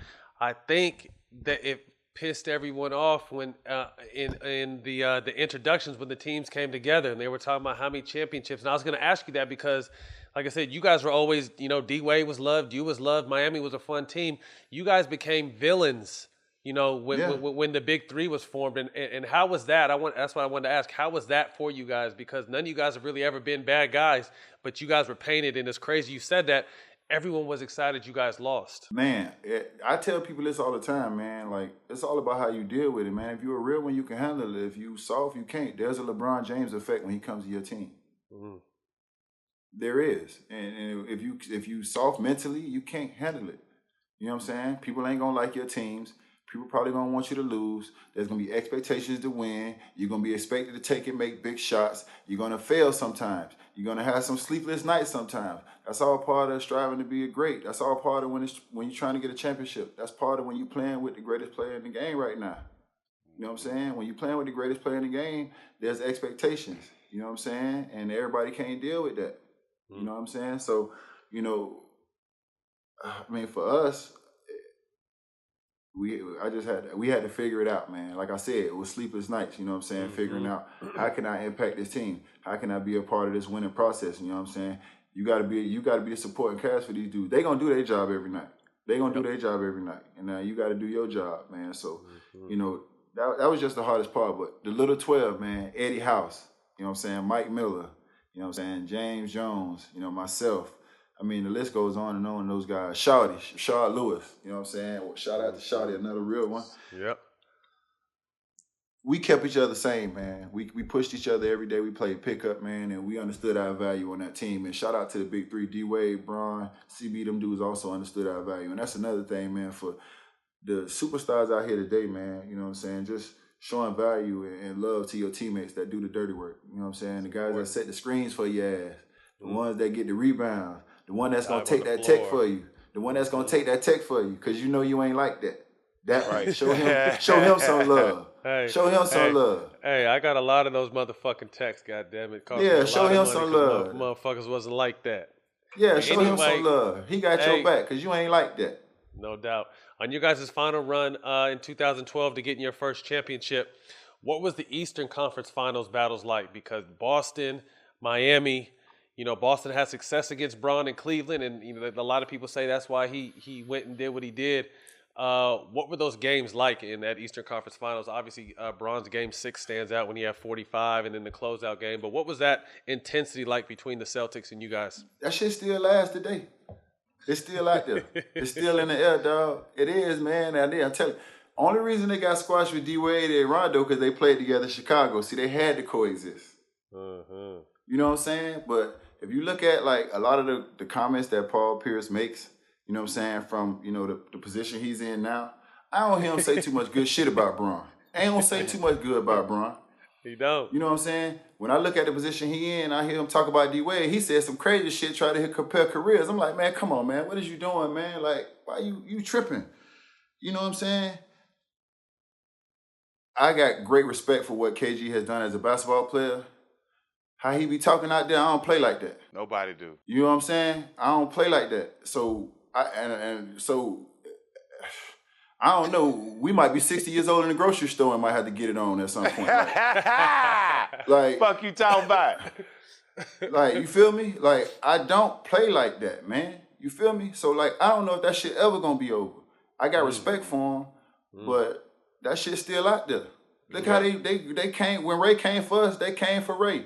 Da. Man, we beat you with Ray, then took it from you and beat you again. Yeah. You know what I'm saying? Like, let that shit go. We got kids now. We 40. Like I said, I got more time behind me than I do in front of me. That shit's still out there. It's still in the air. I hear it. Like I say, I ain't looking for it. It's there. That beef is still real. Still it's active. there, man. I'm just like, man, come on, man. Come on. I'm like, come on, Paul, man. The shit you saying about Bron, that shit don't even make no sense, man. You got to get him credit where credit due, man. You got to get credit where credit is due. Yes, exactly. But they pushed us like no other. And I'm going to give them credit to that, man. They pushed us like no other, Yes, man. Definitely. We was scared of Boston. Not scared like shaking in our boots, but we were threatened. Boston was a threat. Boston was a threat. They were a threat. I don't give a damn what you did defensively come out of timeout. Doc Rivers was going to get somebody a shot. Yeah. Boston was a threat, bruh. 2012 NBA Finals. Heat versus Thunder. Take us back to that matchup and the young KD, Russ, and James Harden. Man, that might have been the first time we ever lost a game and been confident. And that was nothing against them, but we just understood that if we played a more mentally aware basketball game, that we could win that series. We lost game 1 in OKC, and we walked in the locker room and said to ourselves that we're going to be all right. And they were young. You know what I'm saying? They had a lot of growing to do. I think the advantage that we had was just the mental part. And I think we used that. We used it as much as we could. You know what I'm saying? We trapped James Harden on every pick and roll, you know, on the sideline. They ran a lot of flats for him to come off the sideline in his left hand. As mobile as I was at that time, it was so easy for me just to trap his ass on that sideline.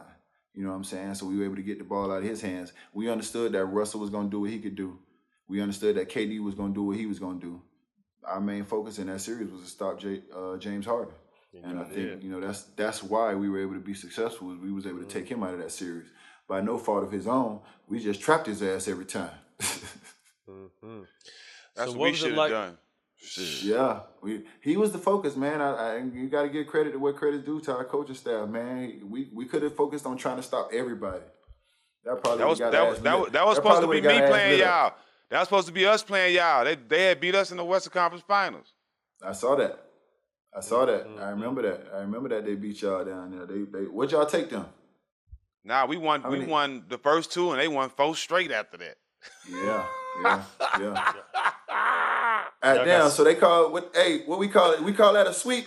Yeah, Jack, sweep. I was just about to say. gentleman we gonna sweep. call that a sweep? What we gonna call that? He called that a gentleman's sweep. A gentleman's sweep. Nice to meet you. Take care. Yeah. Hey, so you talked about the LeBron James effect. You guys helped him get his first ring. What was that experience like for you guys? I was happy for him, man. I got close to Bron, man, because so many people had so much hate in their heart for Bron, man. I remember we was out in a restaurant one time, man. We eating as a team, and somebody walked by and was like, LeBron James, and he turned and looked, and they was like, fuck you.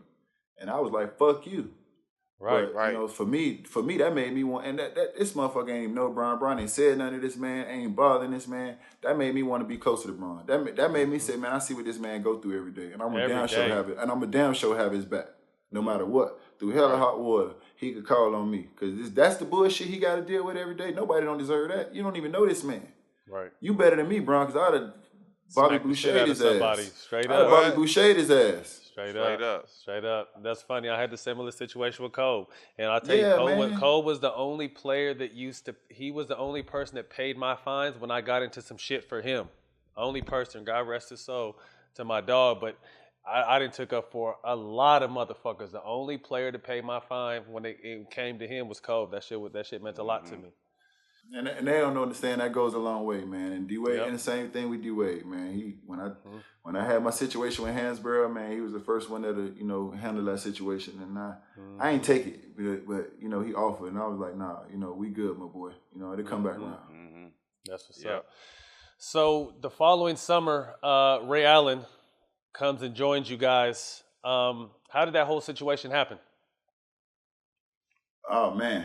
All I remember is just picking up the paper, reading that Ray was coming to Miami, man. I was shocked, after just playing against them in Boston and the relationship that he had with those people in Boston. I was shocked. But then hood hopping ass Ray. But then I read. But once again, once you start to read, what they're saying in the papers and what they're saying about the situation, then it just makes Ray one of your brothers even faster. You know what I'm saying? Because now he want us, and they coming for him. So whether I know what's going on or not, he with us now. Mm-hmm. You feel me? Regardless. Like whether I know what happened in Boston. Jack, what you say? Your beef is my beef. Hey, even though you ain't loyal to shit, you over here with us now, so we got to protect your ass. Yeah, your shit is my shit now. Now maybe you can explain to me. Maybe your shit is my shit now. Maybe you can explain to me what happened later. But right now we got to deal with this. Yes. And when Ray came, before I even spoke to Ray, I even knew anything about Ray. I just was reading the articles and.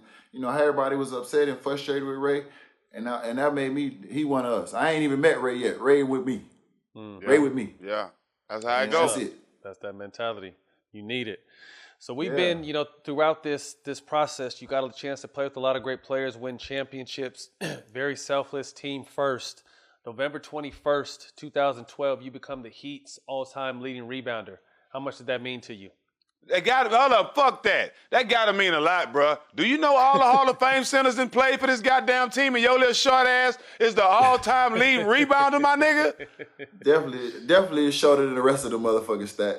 Definitely shorter than the rest of the motherfucking stack. Man, you know what? You know what I've learned to start doing, man, as I got older in my career? Take time to appreciate this shit, dog. Take time to appreciate this shit, dog. Because, man, I kept my head down working so much, man, and I never really took time to appreciate myself, man. Or appreciate the things that I've had time to accomplish. And you always say to yourself, one day it's going to be over and I'm going to sit back and look at it and appreciate it. But you don't know when this day going to be over forever.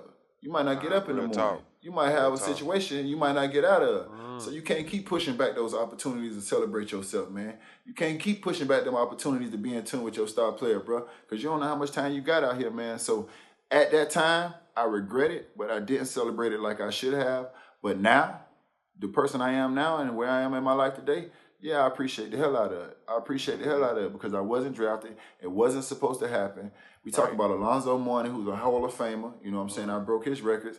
And then I get a chance to have these young dudes telling me, man, they're going to come for my record, man. And that's motivation for them. So now I'm just motivating the next generation. All Bam talk about is breaking my record.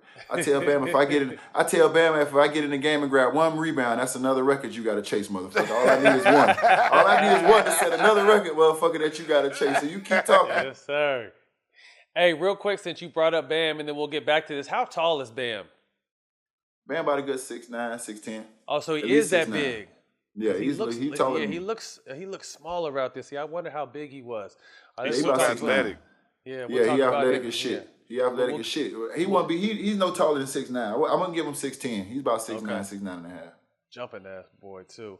All right, back. So 2013, you guys are going for back-to-backs. You guys have a 27-game winning streak. What kind of groove were y'all in? Y'all was on another planet, but inside your guys' locker room, in your world, what was y'all on at that time? Man, everybody knew their role. You didn't have to think about where your shot. Remember I told you that first year where you ain't know how many shots you was gonna get, when they was gonna come. Everybody was in tune with their role. I was playing the first and the third. I was starting off the game. I played at the first 6 minutes or something like that, and then I come back in. I played like the first 6, 7 minutes. I come back in at the end of the second. I start the third. Like everybody was settled into their role. It wasn't no jerking you in and out of the rotation and all that. So everybody was settled into their role, man. And we was just in the zone. I think the one thing about that 27-game winning streak is that everything became about the goddamn streak. Everything became about the streak, man. I mean, the smallest games became about the streak. The biggest games became about the streak. We going to lunch, it's about the streak. You know what I'm saying? 'Cause everything became about the streak. Everything became about the streak, bro. And I think it won us mentally.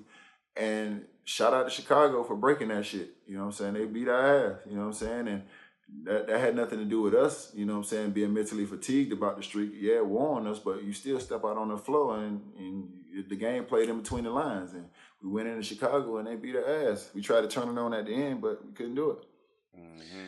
I remember hearing and reading, since you said, everyone will kind of struggle the first year, not stepping on each other's toes, that D Wade kind of handed the keys to Bron. Yeah. And I think that freed everyone else's minds up. Speak to that. Yeah, he did that. He told him. I remember that. And, hey, man, listen, this is your team.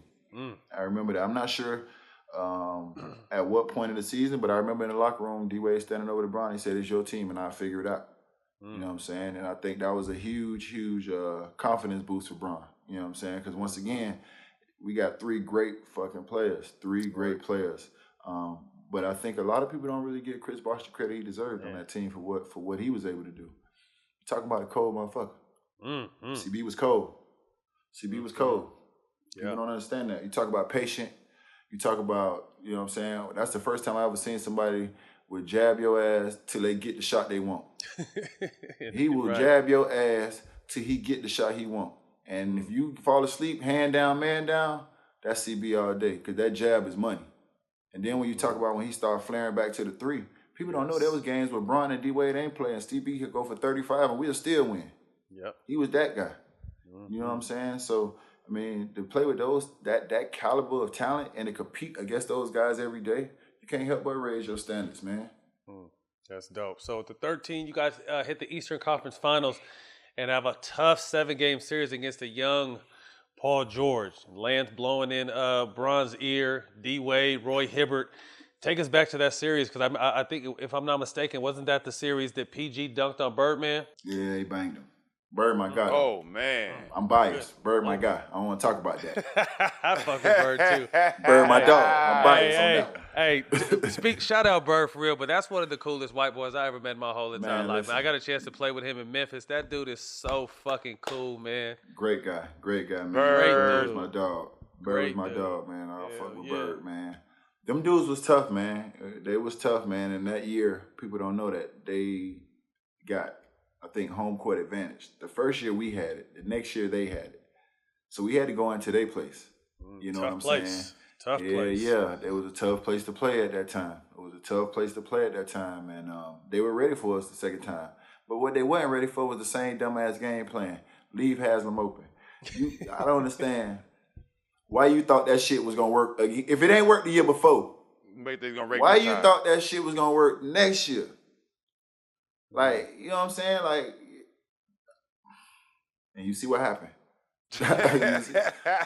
you see what Bad happened, game man. plan.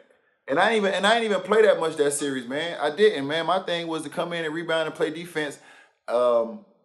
Shane, I think, if I'm not mistaken, that's when they figured out that Shane was a little bit undersized, and David West started going to work down there. So I was actually called in to play. At that time, we went into that series playing small ball.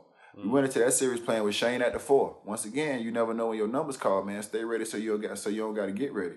We went into that series playing small ball, and Shane started at the 4.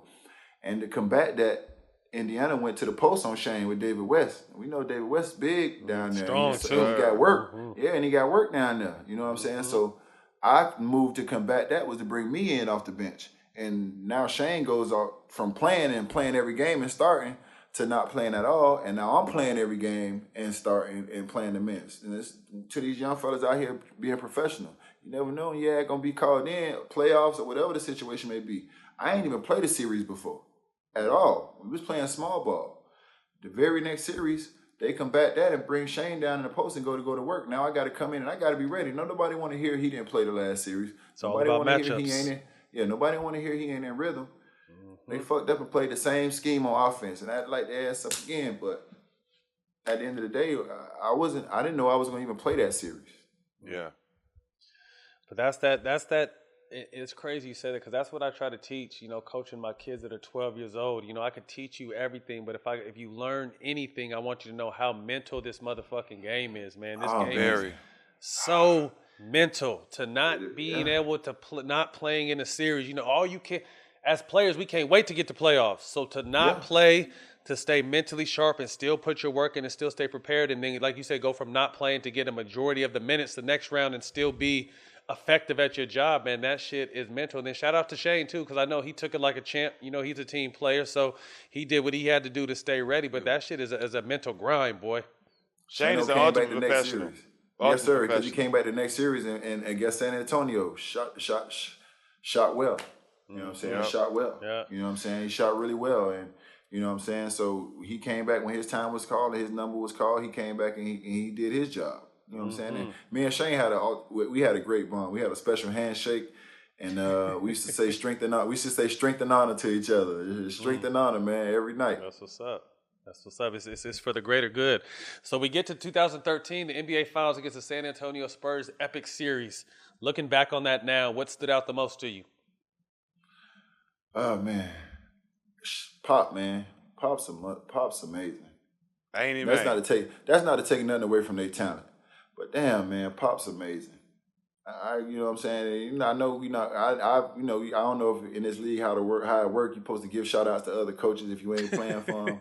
I don't know how that shit work, but we on all the smoke, so y'all boys make the rules. Y'all boys make the rules. I ain't on TNT or none of that. You all good. You all good. You all good over there. We ain't got no rules.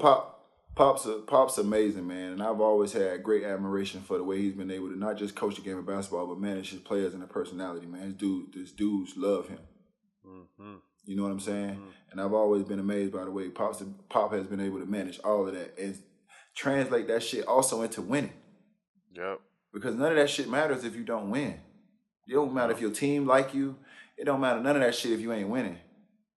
You know what I'm saying? So I've always been amazed with what Pop been able to do. So, you know, just the first thing that stands out in that series is just their ball movement, man, and just how Pop had the motherfuckers prime. You know what I'm saying? They ready. And it's just like a well-oiled machine out there. You know what I'm saying? Ain't no hiccups, ain't no speed bumps. That shit running. Everybody buying in. Yeah. Everybody buying in. But Jack, you were supposed to or should have been playing in that finals, if I'm not mistaken, right? Tell us your T-Mac story during that time. Yeah, I would probably got that rebound and I would have blocked the shit out of that weak ass 3-ray shot. But I was supposed to be on the team and Pop cut me right for the playoffs, man. He cut me right for the playoffs. He put me in the position. Pop, one of the smartest people I ever know. He put me in a position to where he knew I was gonna respond to where I was gonna get kicked off the team. Yeah, he knew that. He knew I was gonna cut myself. You asked me to say somebody better than me, fuck you and fuck everybody around you. That's gonna be my response to anybody, okay? I ain't gonna never say that shit. I ain't gonna never say no shit like that.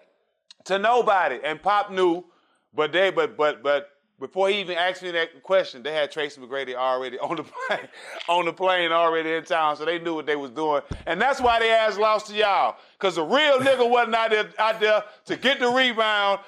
And that's what happened, bro. Kawhi was my boy, where he needed a real one on the side of him, but nah, all bullshit aside, I was supposed to be on that team, man. It would have been great to be in the finals again, to play against y'all in that finals. That was a good series. That would have been crazy. Nah, you would have loved that, man. It would have been a hell of an environment, and we'd have been able to hang out while you was down here. Wouldn't have been no COVID, boy. We'd have definitely. Man, the finals in Miami with UD, shit We'd me. have definitely been able to do something.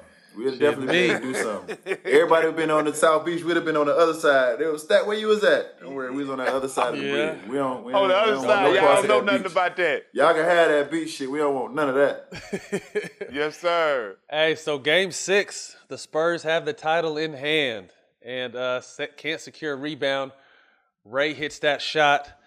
Take us back to that night and how that rejuiced you guys for Game 7. Once again, I wasn't even playing that series, so I had front row seats to that whole goddamn game, and that shot from Ray, man. I just remember sitting over there and they bringing them damn ropes out. And I'm saying to myself, Stak, I'm in disbelief. Like, I'm looking at this shit like, in our own city, again? The Mavericks got us like that before. Man, it's like they done came in our house and took our food and walked out this motherfucker, man. You couldn't have told me that we weren't gonna win again. And when CB got that rebound, the angle that I had, I was directly on the other side of the shot from Ray. And when I saw Ray let that motherfucker go, I knew it was good. You can't give him no room. You can't give him no room. Man, people don't know. You watch Ray, he do some drills where he lay down on his back like he taking a nap and jump up and run to the corner and shoot that motherfucker, man. Ray be practicing all kind of shit. He'll sit down Indian style and run to the three-point line and shoot. Like, he do all kinds of little drills like that. So for him to backpedal and get to that three-point line and know where that line at, he practiced that every day. That's a mental exercise that he go through. That's one person I used to always try to lock up, bro. But let me tell you one thing I used to hate with Ray. When he got the ball, I'm like, oh, yeah, I'm good money. But as soon as I see a screen or two, and I got to chase him off the screen, you think you own him. You think you're right there on him. Man. But as soon as he get them feet set, bruh, that's your ass. Man, listen, part of Boston offense against us was to have goddamn D-Wade chasing Ray. Man, they know D-Wade ain't going to be chasing Ray all around the goddamn court. Man, they had Ray running all around the goddamn court. D-Wade like, man, that was part of the goddamn offense for Boston, is just to run his ass and get him tired. Yes, sir. So you guys were able to come back, get that game, and winning Game 7 to go back-to-back. What does it feel like to be back-to-back champs? Something that rarely happens. I don't think we appreciated it the way we should have. The whole run. You know what I'm saying? And that's just the God's honest truth. You know what I'm saying? The team that we had, the run that we had, the success that we had. That's not to say that we didn't appreciate it at all. But that amount of success in that short period of time, 4 straight finals, you know what I'm saying? I don't think we appreciated it the way we thought, the way we should have. I think we got to the point where we thought we were just going to do that shit every year. You know what I'm saying? It was just expected. Like, we were just going to keep going back to the finals, and we just going to stay together, and we going to stay healthy, and it ain't going to never break up. And I think that was probably a mistake. I think we should have probably just, loved it a little more. You know what I'm saying? Especially when you look at it. Yeah, enjoyed the process, man. We just focused on working, and next year we're going to do it again, and this, that, and the third. And I think we never really took time to enjoy it. I think everybody had, you had your one little party, you had your parade, and then you think you're going to do it again. And that's not reality. You know what I'm saying? It's not reality to think that you're just going to keep going back to the finals and just doing it again. I think we really should have took time to understand the position that we was in as a team, as a group, as a coaching staff, organization, everything, man. That was something special that we was able to do, man. And, Golden State obviously came in and they had their run and they duplicated it and they took it even further and did what they was able to do. But anybody that's been a part of runs like that, you understand how special that is, especially once you get towards the latter part of your career and you start to see yourself walking away from this, man. That's a team and a situation and a run that will always be remembered and always talked about. Yes, sir. So you guys' 4-year run comes to the end the next season. With a rematch versus San Antonio, they were able to get you guys. LeBron exits. What's your first reaction to hearing that Bron was going back to Cleveland? Did you know about it, or you learned like everybody else? Stat Jack, let me tell you, you played in San Antonio. What the reality of them air conditioners going out like that is?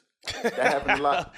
He said, "Back it up real quick." Answer that, Stat. Who cut the wire? Who cut the cord? Hey, just let me tell you this. Who cut the cord?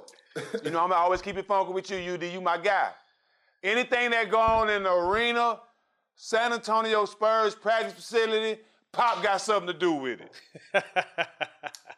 Oh yeah, that's right. Listen, Bron was cramping all up in that shit, right? Wasn't that? Man, that shit was hot as finals, fish right? grease in there, man. That shit was hot as fish grease in there, man.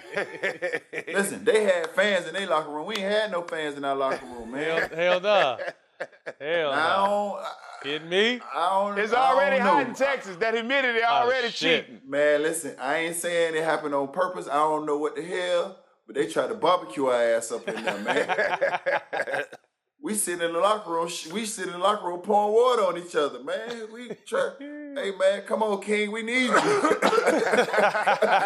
on, King. Step out of it. Snap out of it. It's hot up in this motherfucker. I'm hot. I'm sharing my water with him. Go ahead, man. You can have some of this. We need you, nigga. Come on. Crazy as hell. So, like I said, you guys fall short. Pop has something to do with it, on and off the court. But what was it like? You know, like I said, a 4-year run. You guys kind of not took it for granted, but didn't really cherish those moments. Yeah, man. How did you find out Bron left, and was it a surprise to you? Nah, I wasn't surprised. I think I had a feeling he was leaving. You know, the way it ended. I think, you know, the thing we didn't do is we didn't take time, like I said, to appreciate it, to do the fun shit. You know what I'm saying? All we did was work. Practice. You know what I'm saying? Try to get to a championship. The shortest summers and the longest seasons for 4 straight years. And all we did was hit it hard. You know what I'm saying? And I think when we got towards the end of it, you know what I'm saying, mentally, physically, you know, emotionally, I think we was all exhausted. You know, we didn't know how to handle that. You know, none of us had been to 4 straight finals. We didn't know what to expect. You know what I'm saying? And we just was pushing for greatness every time. And I think that won us mentally, you know, more so than anything. And it got to the point where, you know what I'm saying, it wasn't as enjoyable, you know what I'm saying, going to practice as it was every day. Because at first we was playing and joking and having a good time. And then, like I said, I spoke about it earlier, you started getting into that zombie mode. You know what I'm saying? Where it starts to just become a routine that you following every day. You know what I'm saying? And before you know it, you know what I'm saying, you're not even enjoying this shit the way you should. Straight up. How hard was it watching D Wade leave Miami? I was happy for him to do what he felt that he needed to do. I was happy for him to have the opportunity to go back to Chicago and put on for his city because I've been there and I know how special that is if he could bring a championship to his city. Sad to see my brother go. You know what I'm saying? Sad to see my brother go. We came in here together and we thought we was always going to walk this shit to the end. You know what I'm saying? From the beginning to the end. You know what I'm saying? We're going to do it together. And that wasn't the reality. You know what I'm saying? But as my dog, I'm going to ride with him. I'm going to support him. So when he was in Chicago, people know I don't even watch basketball, man, because I started critiquing this shit. If I sit down and watch a basketball game, I can't watch it for fun because my mind will start saying this, that, third, do that, set this screen, why they took that shot, this. Now I'm starting to, now I ain't even enjoying the game. Now, now my wheels is turning and shit, so I can't even watch basketball. When D-Wade left Miami Heat, I started watching basketball again. You know what I'm saying? That was because of him. UD, I want to back up real quick before we, you just spoke on D Wade leaving and what that meant to you and how it brought you back to watching the game to check on him. But what was it like with Chris Bosh and once his health, started kicking in? Bron leaves, CB, obviously gets a bigger role, which he's definitely looking forward to handle. We had him on the show last year. Was definitely looking for that playoff matchup, hoping that the Heat got a chance to play the Cavs. And then he starts having these health problems. What was it like being right there and seeing that firsthand? Man, that shit was scary, bro. Because I was in the locker room, for the game before we played the Cavaliers and CB passed out. You know what I'm saying? Like, before the game, like, his locker was next to mine. And he stood up. And then he just kind of fell. You know what I'm saying? He just kind of went down a little bit. You know what I'm saying? People don't know. Like, I dealt with blood clots. You know what I'm saying? So I know what that shit like. I had a surgery, on my foot. And I ended up having blood clots. And I'm in the bed with pain, like, damn, I can't breathe. Like something literally like stabbing me. And I'm, you know how he is. Oh, we'll be all right. I go to the hospital tomorrow. I gotta go to the doctor tomorrow. Thank God for my wife saying, no, you're gonna take your ass to the doctor tonight. End up going to the hospital. I had blood clots, man. I would have never made it to tomorrow. So I understand like how serious that shit is. So when I heard CB had it, you know, my first natural instinct was fuck basketball. Make sure you good. Cause them shits will take you out of here, boy. Them ain't nothing to play with. Yes, sir. And I hated it for CB because that was an opportunity for him. You know what I'm saying? Once Bron left and, you know, everything was going on for him to lead us, you know, and he was fully capable of it. He was fully capable of it. You know what I'm saying? He had done it plenty of times last year when Bron and D-Wade didn't play. We were fully confident that CB could step in and lead us to a win, and he did it multiple times. That's tough. So now we're current, this new Heat culture. First impression on Bam and his injury and what he brought and how you guys bonded. Man, I had so much respect and love for Bam, man, before I knew what he was as a basketball player because I see how he treat his mama. You know what I'm saying? I see how he treat his mama, man. You know what I'm saying? And if you come from any kind of situation where, you know what I'm saying, whether you lost your mom or any kind of adverse circumstances or whatever, man, you just understand how a little boy just appreciates their mother. You know what I'm saying? Don't say we don't love our daddies. I deal with it right now. My little boys love me, but they come in the room in the morning before school, they hug their mama and they leave. I be laying right next to her. I be laying in the same bed, dog, right next to the woman, dog. They don't hug me. They don't say bye. They hug their mama and they leave. Like, and that's just what it is. So I understand that, man. So my first thing with Bam was, man, how he love and cherish in this relationship that he has with his mom, man. Just let me know that this is a different kind of kid. You know what I'm saying? He ain't out here spending his money. He ain't out here wilding, man. And then just he listen and he work. You know what I'm saying? Ain't nothing I ain't never told Bam. Ain't nothing I ain't never challenged Bam to do that he hasn't applied. You know what I'm saying? I spend more time with Bam probably than I do with any of my homeboys at this stage of the game. You know what I'm saying? Everybody doing shit. Everybody busy. You know, it's a pandemic, man. You know, literally Bam has been, you know, probably the next closest person to me. You know what I'm saying? Through all this stuff that's going on right now. So, you know, just the way he approaches the game. I watched him 2 years ago not miss a game. You know what I'm saying? Not miss a game. Had all kinds of injuries, bumps and bruises. Played every single game. You know what I'm saying? I watched his leadership qualities continue to grow. And once again, he's just somebody who I feel like once my time is up, he will be the next Miami Heat guy. When you talk about the culture, when you talk about the Zoes, and you talk about the D-Ways, and you talk about myself, the next guy in line will be a Bam. Will be Bam. Love to hear it. What was Jimmy like once he got to the team? We had D-Wade on our show, and D-Wade said that Miami was a perfect marriage for Jimmy. Perfect. I had got a chance to meet Jimmy and go out to dinner with Jimmy one time with D-Wade, man, and just getting a chance to understand Jimmy, man. The first thing people think about Jimmy is that, oh, he listened to country music. He must be weird. ain't nothing weird. Ain't nothing weird about Jimmy. Jimmy, I listen to it too. I know I'm weird. I do too. I'm happy to be weird. I do too. And Jimmy want us. More as anybody, he want us. You know what I'm saying? If you get a chance to sit down and you get a chance to chop it up with Jimmy and you understand Jimmy, you know where he come from. Jimmy just keep everything close to him. He ain't wide open with his friendship. He ain't got a lot of friends. He ain't running his mouth out here telling all his business. I respect that and I appreciate that, man. And like I tell people all the time, if you put a dog outside, he gonna go around and go in your trash can and tear your yard up, and you're gonna come out in the morning and your shit gonna be in shambles. You put him in a kennel when you put him in a kennel with other dogs, he gonna make a pack. And that's what he did. He came down here with us and he made a pack. Yep. That's just how it looked too. Question, there's rumors floating around that Jimmy was selected but passed on the All-Star game because he felt Bam was more deserving. There any truth to that? I could believe it. I ain't even know you could do that, but if that happened, I could believe it. Okay. I ain't never, they ain't never selected my ass, but I can believe it. Right. You know what I'm saying? Right. That is the kind of dude he is. That is the kind of dude he is. And I've heard him say that before, but once again, I didn't know if that was true or if that was a rumor. When he first came and you guys, your team got going, you know, people spoke to his work ethic, and he was going in at 2 or 3 in the morning getting work in. What kind of how refreshing for you, someone who works hard to this day, to see another star come in new to the team, but have that kind of work ethic and passion for the game? Man, that shit gave me new life because it gave me more opportunities and more reasons to work. You know, people don't understand. Like me and Jimmy got a routine that we go through.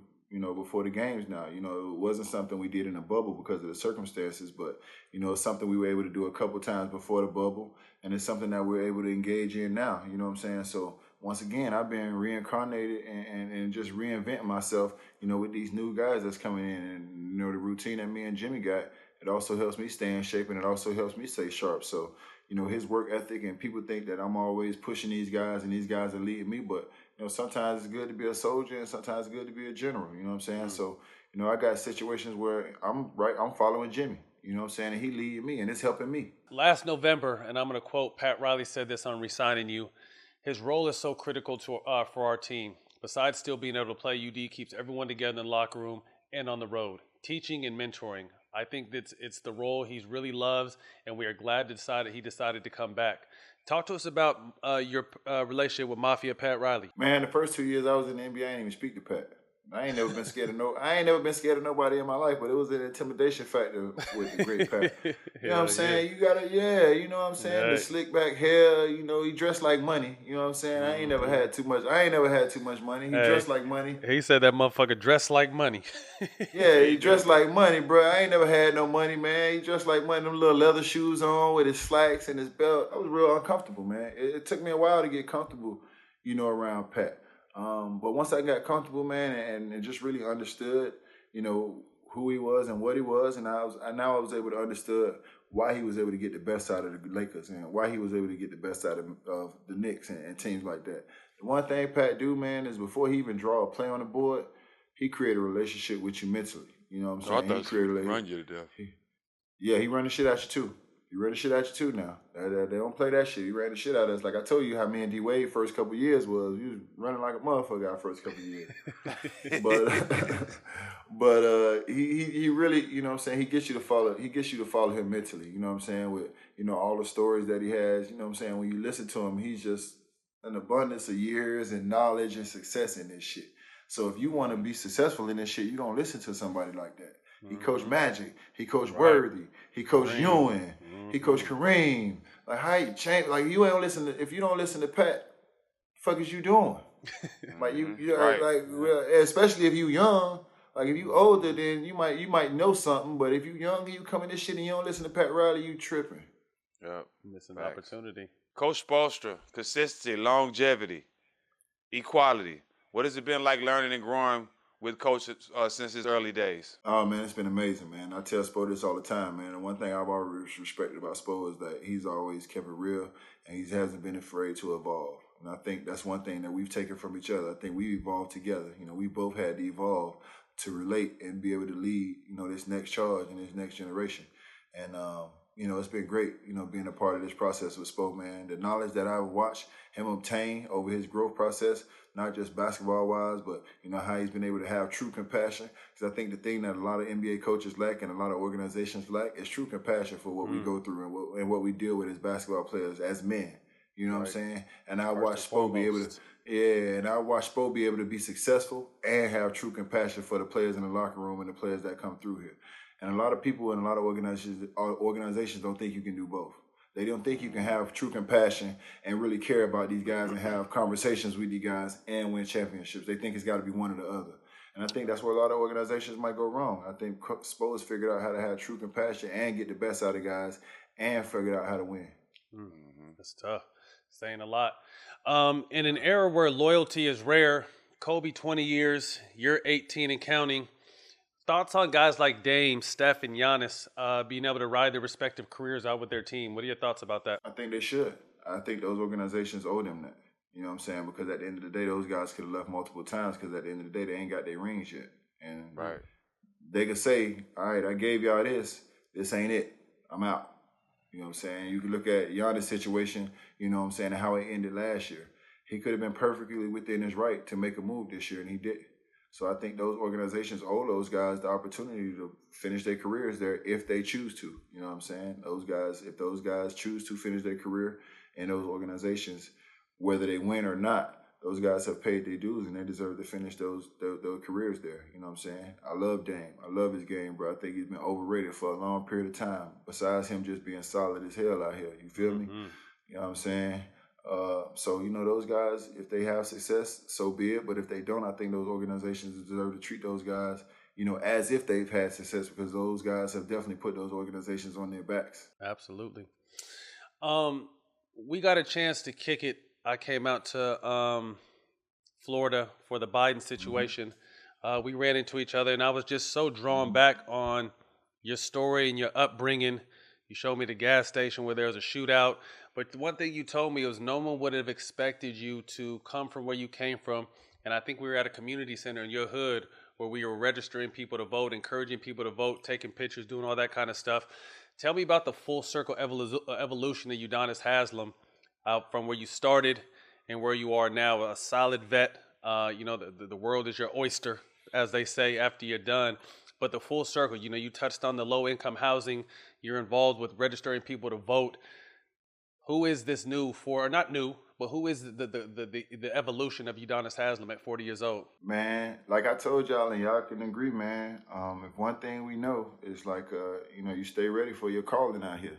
You know what I'm saying? Look at what y'all doing. I mean, I don't know if y'all could envision this, but look at what y'all doing. I mean, number one, though, if I'm not mistaken, right? Y'all number one, right? Yeah, we never. Yeah, bro. Yeah, we never. I never would have thought. Look, that's what I'm saying, bro. Look at what y'all doing, man. That shit is amazing, bro. And while y'all was playing, or even maybe a couple years after y'all finished, y'all probably ain't see yourself doing this shit right now. So I would have never, you know what I'm saying, imagine myself being a community leader. You know what I'm saying? I would have never imagined myself, you know, building low-income housing, affordable homes in the hood. I would have never imagined myself putting jobs in the hood. It's just so many different things I'm working on right now, man.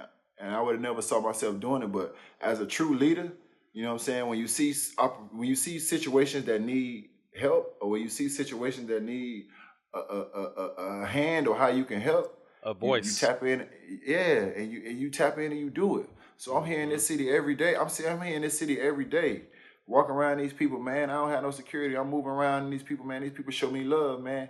And I see opportunities where these people need me, and I see that where there's a need in this city, and I have the means to fill those voids and those gaps, I'm gonna do it. So for me, I have so many friends and family, man, that for whatever reason, they just can't find good jobs. This before the pandemic, man. We talking about people that have made mistakes, maybe have a record. It ain't easy to go out there and get a job, man. So the first thing I'm gonna do is I'm gonna put you in a position to get a job. I'm not gonna give you a handout, because that's gonna cripple your ass. And at the end of the day, all you're gonna do is come back and ask for more. Right. We all learn that shit the hard way. Yes, yes. You know what I'm saying? We all learn that shit the hard way. They'll be back. They might say they won't, and then they always tell me they're gonna pay you back. Then they gonna tell me they gonna pay you back, knowing damn well they ain't gonna pay you. Ain't gonna say it. How you gonna borrow money with no job? Yeah, how you gonna borrow? Let me borrow this. I promise you, boy, I got you. I got you, boy. I'm gonna pay it all back, boy. No, you ain't. No, you ain't. Get your ass out of here. Take that with you. Yeah. So, like, I'm gonna put you in a position to work, and I'm gonna see if you really want this shit. See, now I done figured out. I done figured out a lot of people don't want this shit. They want me to just give them shit, because I done gave people jobs, and the motherfuckers work for a week, and you can't find them no more. Yeah. So, like, now you see who really want to work and who really want self-improvement and who want handouts. So the first thing for me, man, was to provide jobs in my community, man. And I started with the subways, just because if people know my story, I was a chubby-ass kid, and the only thing I could get that was somewhat healthy for a chubby kid was Subway. I wasn't going nowhere. I didn't have no money to go get no expensive-ass chicken salads and all that. I didn't even know where that was at. You get your 99-cent pork chop sandwich at Shakers. You get your 99-cent pork chop sandwich at Shakers, and your ass get your Kool-Aid, and you might spend $3, but that shit ain't healthy. That's the reason why I was probably fat. Yeah. So I started on Subway, man, and I just wanted to get involved in something that I really, really, like, just fucked with. So I started with Subways, and I started buying Subways, man. I have about 5 or 6 Subways and Auntie Anne's, because a lot of them are in Walmart, so, you know, they got the Auntie Anne's connected to the Subways, and that was something that I was able to do to provide jobs in my community. And the next thing was, as we get older in this shit, we started drinking a lot of coffee. So every day on my way to the gym, my ass was stopping by Starbucks. I said to myself, I spent so much money in this motherfucker always loaded.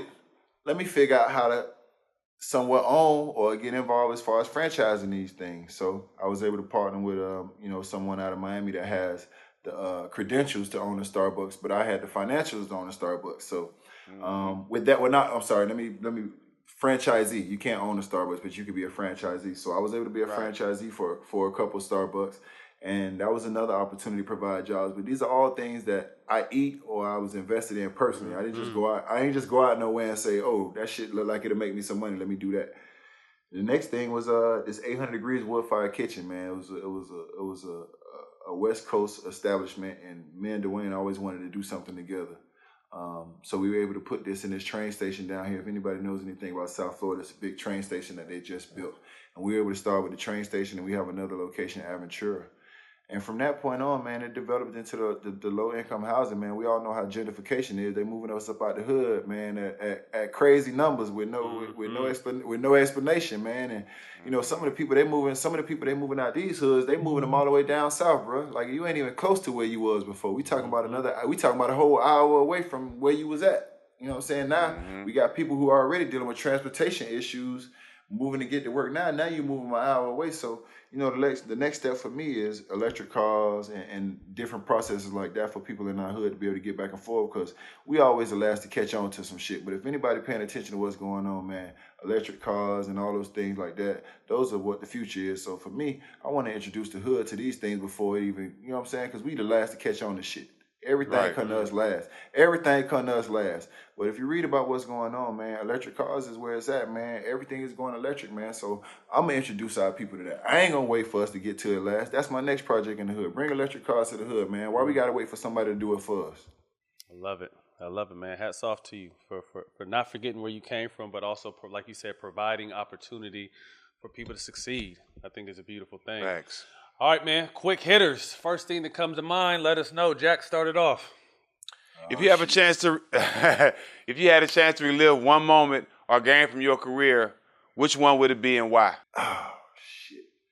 If I had a chance to live one moment in my career, it would be the Michigan State game. I guess in my college, the national championship against Michigan State. 2000, that was 2000. Yeah, that was 2000, right? Yeah, Yep. 2000. I had an amazing game, a great individual game. But we didn't win, and that was the only level I didn't win at. I won a high school championship. I won an NBA championship. I just have not won a college championship. I didn't get to college. I didn't get the clean sweep. Friends with Rick Ross, you've collaborated. I just heard some stuff the other day with you and D Wade on it, but I hadn't even, that was the first time I heard it. I know you guys did it a long time ago, but you collab with Ross. If you could pick one song to have in rotation with Ross, who would it be? War Ready with him and G. War Ready. That shit go hard as hell. That's my shit. Yes, sir. That was that off Mastermind? I think that was off the Mastermind. That was off Mastermind. Yes, sir. Man, Ross the big homie. The big homie, man. Yes, sir. I mean, he's someone heavy in the franchising too. Yeah, man. That's what I was able to do. I was able to watch a lot of these guys, man. And I watched D Wade, I watched Ross, I watched Bron. I even watch what y'all doing, man. I'm picking brains about podcasts, man. I don't want to compete with y'all. I'm gonna put my shit on somebody else's network. We're gonna talk about something else. I ain't competing with y'all. Hey, it's enough room for all of us, bro. Yeah, straight up. Straight up. But I watch what y'all doing. Yeah, that shit motivated, man. I'm always motivated by other brothers, man. I ain't intimidated, man. Some people sit around and hurt on a motherfucker about what a motherfucker doing, and that shit motivate me. That shit love to see our brothers win, man. Yes, sir. Yes, sir. Hell yeah. That shit motivate me, bro. Yes, sir. All right, here we go. You plus 4 going to the park to own the court. Blacktop. You plus 4. Who you bringing with you? NBA players or my homeboys? Whoever. Don't matter. You going to the blacktop. You might have to fight. You might have to shoot. You might have to hoop. You never know what's going to happen at the blacktop. I'm bringing D Wade with me. Okay. I'm bringing D Wade, my first one. My second one, man, Steve Blake. I'm bringing Steve Blake with me. You know he gonna squab. Yeah, people don't know Steve Blake went to high school with me. Steve Blake went to Miami High. Yep. Steve Blake from the hood. Yeah. Like the homie. I'm bringing Steve Blake with me. Hey, that used to be my that used to be my Lakers smoking buddies. I don't mean to put his business out there, but that was my little homie, Steve Blake. Hey, Steve Blake was cool as a motherfucker, man. Steve Blake a real one, man. Yes, sir. Steve Blake a real one. Man, D Wade. The next one I'm going with, we might have to fight, but we got to get a win, huh? I'm going with Shaq. I can't go nowhere without Shaq. Shaq, I got to take Big Fella with me. D-Wade. Because I seen, listen, Big Fella catch you with one of them haymakers, your ass gonna take a nap. On accident. It's yeah, listen. If Big Fella catch you with one of them motherfuckers, you going to sleep for sure. Yes, sir. And my next one, man, it's tough. I got to go with. See, now this is where I got my issues at. My GOAT, what I grew up on, MJ. But I can't. I don't know if he the GOAT forever. Because these motherfuckers can go. But I'm taking MJ right now. Right. I'm gonna take MJ with me. I'm taking MJ with me. That's my GOAT. Me too. But I'm not finna. These motherfuckers out here right now, these motherfuckers can go. They on his ass. They on his ass. You know, Bron, and then Bron, you know, and somebody else's era, Bron might be the GOAT. MJ to go to my era. He to go to my era. But the greatest player in the league right now, obviously, is Bron. But these motherfuckers is coming. Yeah. Facts. Who would be on your Miami Heat all-time starting five, and who would be your sixth man? Don't be afraid to put yourself in that motherfucker. I'm definitely gonna put myself in. I'm in that motherfucker first. People gotta look at my numbers when D Wade and the motherfuckers wasn't playing, I might have averaged 20. I was getting my shit off when they was out. Now when CB came, and then when CB came and we had another option. When D Wade and Bron was out, that fucked my whole shit up. But when D Wade and Bron and before CB came, I used to get my shit off, man. So I'm definitely put myself in there. I gotta go with D Wade again. Man. I'm gonna go with Mario as my sixth man, man, because Mario Chalmers, man, Mario. People don't understand. Mario's biggest strength was the fact that he thought it should have been the Big Four. He thought you can't tell him shit. You can't tell him. You couldn't tell him shit. And that made Mario great for us, man, because Mario took and made big fucking shots for us. He always has. Ever since college, he's always stepped up big games. I got a chance to play with him in Memphis too. I fucked with Rio heavy. Man, I was sad he got hurt, man. He actually had some success out there before he got hurt. Yeah. So who's your five? So you got you, Rio, D Wade. Yeah, Rio coming off my bench. Me, Rio, D Wade. Rio coming off my bench. Bron. Okay. Yeah. I gotta go. Shit, man. I gotta go CB. CB, Bron, Shaq, you, D Wade. Oof. Scary. Yeah, I gotta go with that, man. 5 dinner guests, dead or alive. Shit, Pop, Biggie. Them boys got to come with me. I definitely got to see them boys. Pop, Biggie. Yes, sir. Oh man. God damn, y'all. Whew.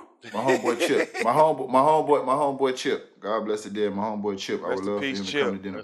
He never had a chance to see this side, man. He was locked up. Yeah. And when he got out, man, I was in the NBA. He came to one game, and not too much later that he ended up getting killed. So my homeboy Chip, if he could come to dinner with me, that'd be amazing. Big Pop Chip. Yeah, Big Pop Chip. I got to throw a great one in there, man. I go back and forth depending on what kind of mood I'm in, Malcolm or Martin. Malcolm. Depending on what mood I'm in, boy, I be Malcolm one day and the next day I be Martin like a motherfucker, boy. Yeah. Today I'm Malcolm. Malcolm come with me There today. you go. Yeah. Malcolm come with me today. Last Malcolm one. come with me today. I got to take a queen. You know what? I'm going to take my mama. Man, God come bless. on, I'm gonna take my mama. Rest I'm gonna in take my peace to mama. Mom. God bless the dead. I'm gonna take my Rest mama. in peace, Mom. Rest in peace, moms, man, for It's sure. gonna be a good dinner. Yeah, for sure. She might want to cook it. Shit, you know, Yeah. knowing mom, That's even better. That's gonna she be wanna even throw better down. dinner. Hell yeah. Yes, sir. Hell yeah. All right, last question. Who do you want to see on All the Smoke? But you have to help us with your answer. Shit. It's one of your former it's one of your former teammates. Who I want to see on?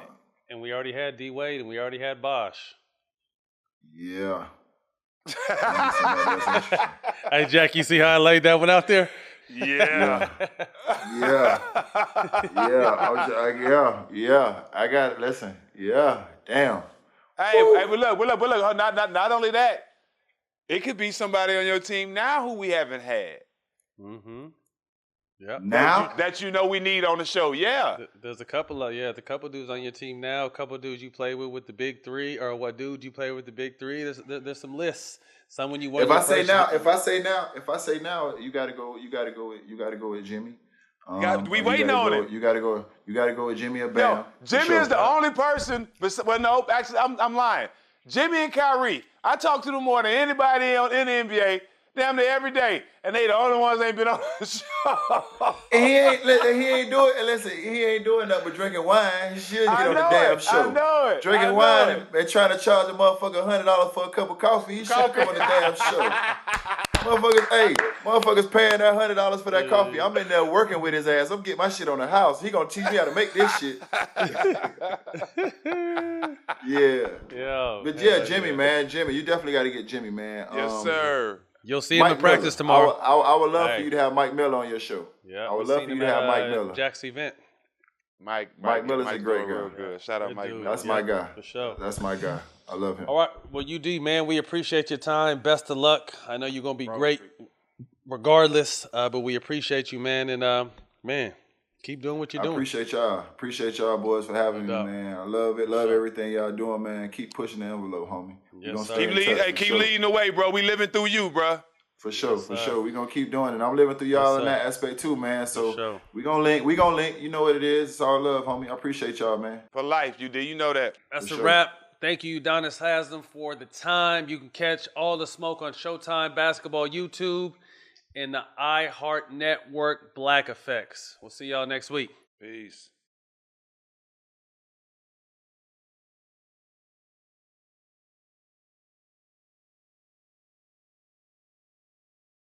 The city is on edge. You don't want National Guard on every corner. This is where the ask comes. I can do this on my own, or we can work together. You tread lightly this time. You're gonna make a mess. Yeah, well, I love making messes. Maybe there's some justice in the world. Someone cares about the truth. You make sure the right thing's done. It's bigger than the two of us now.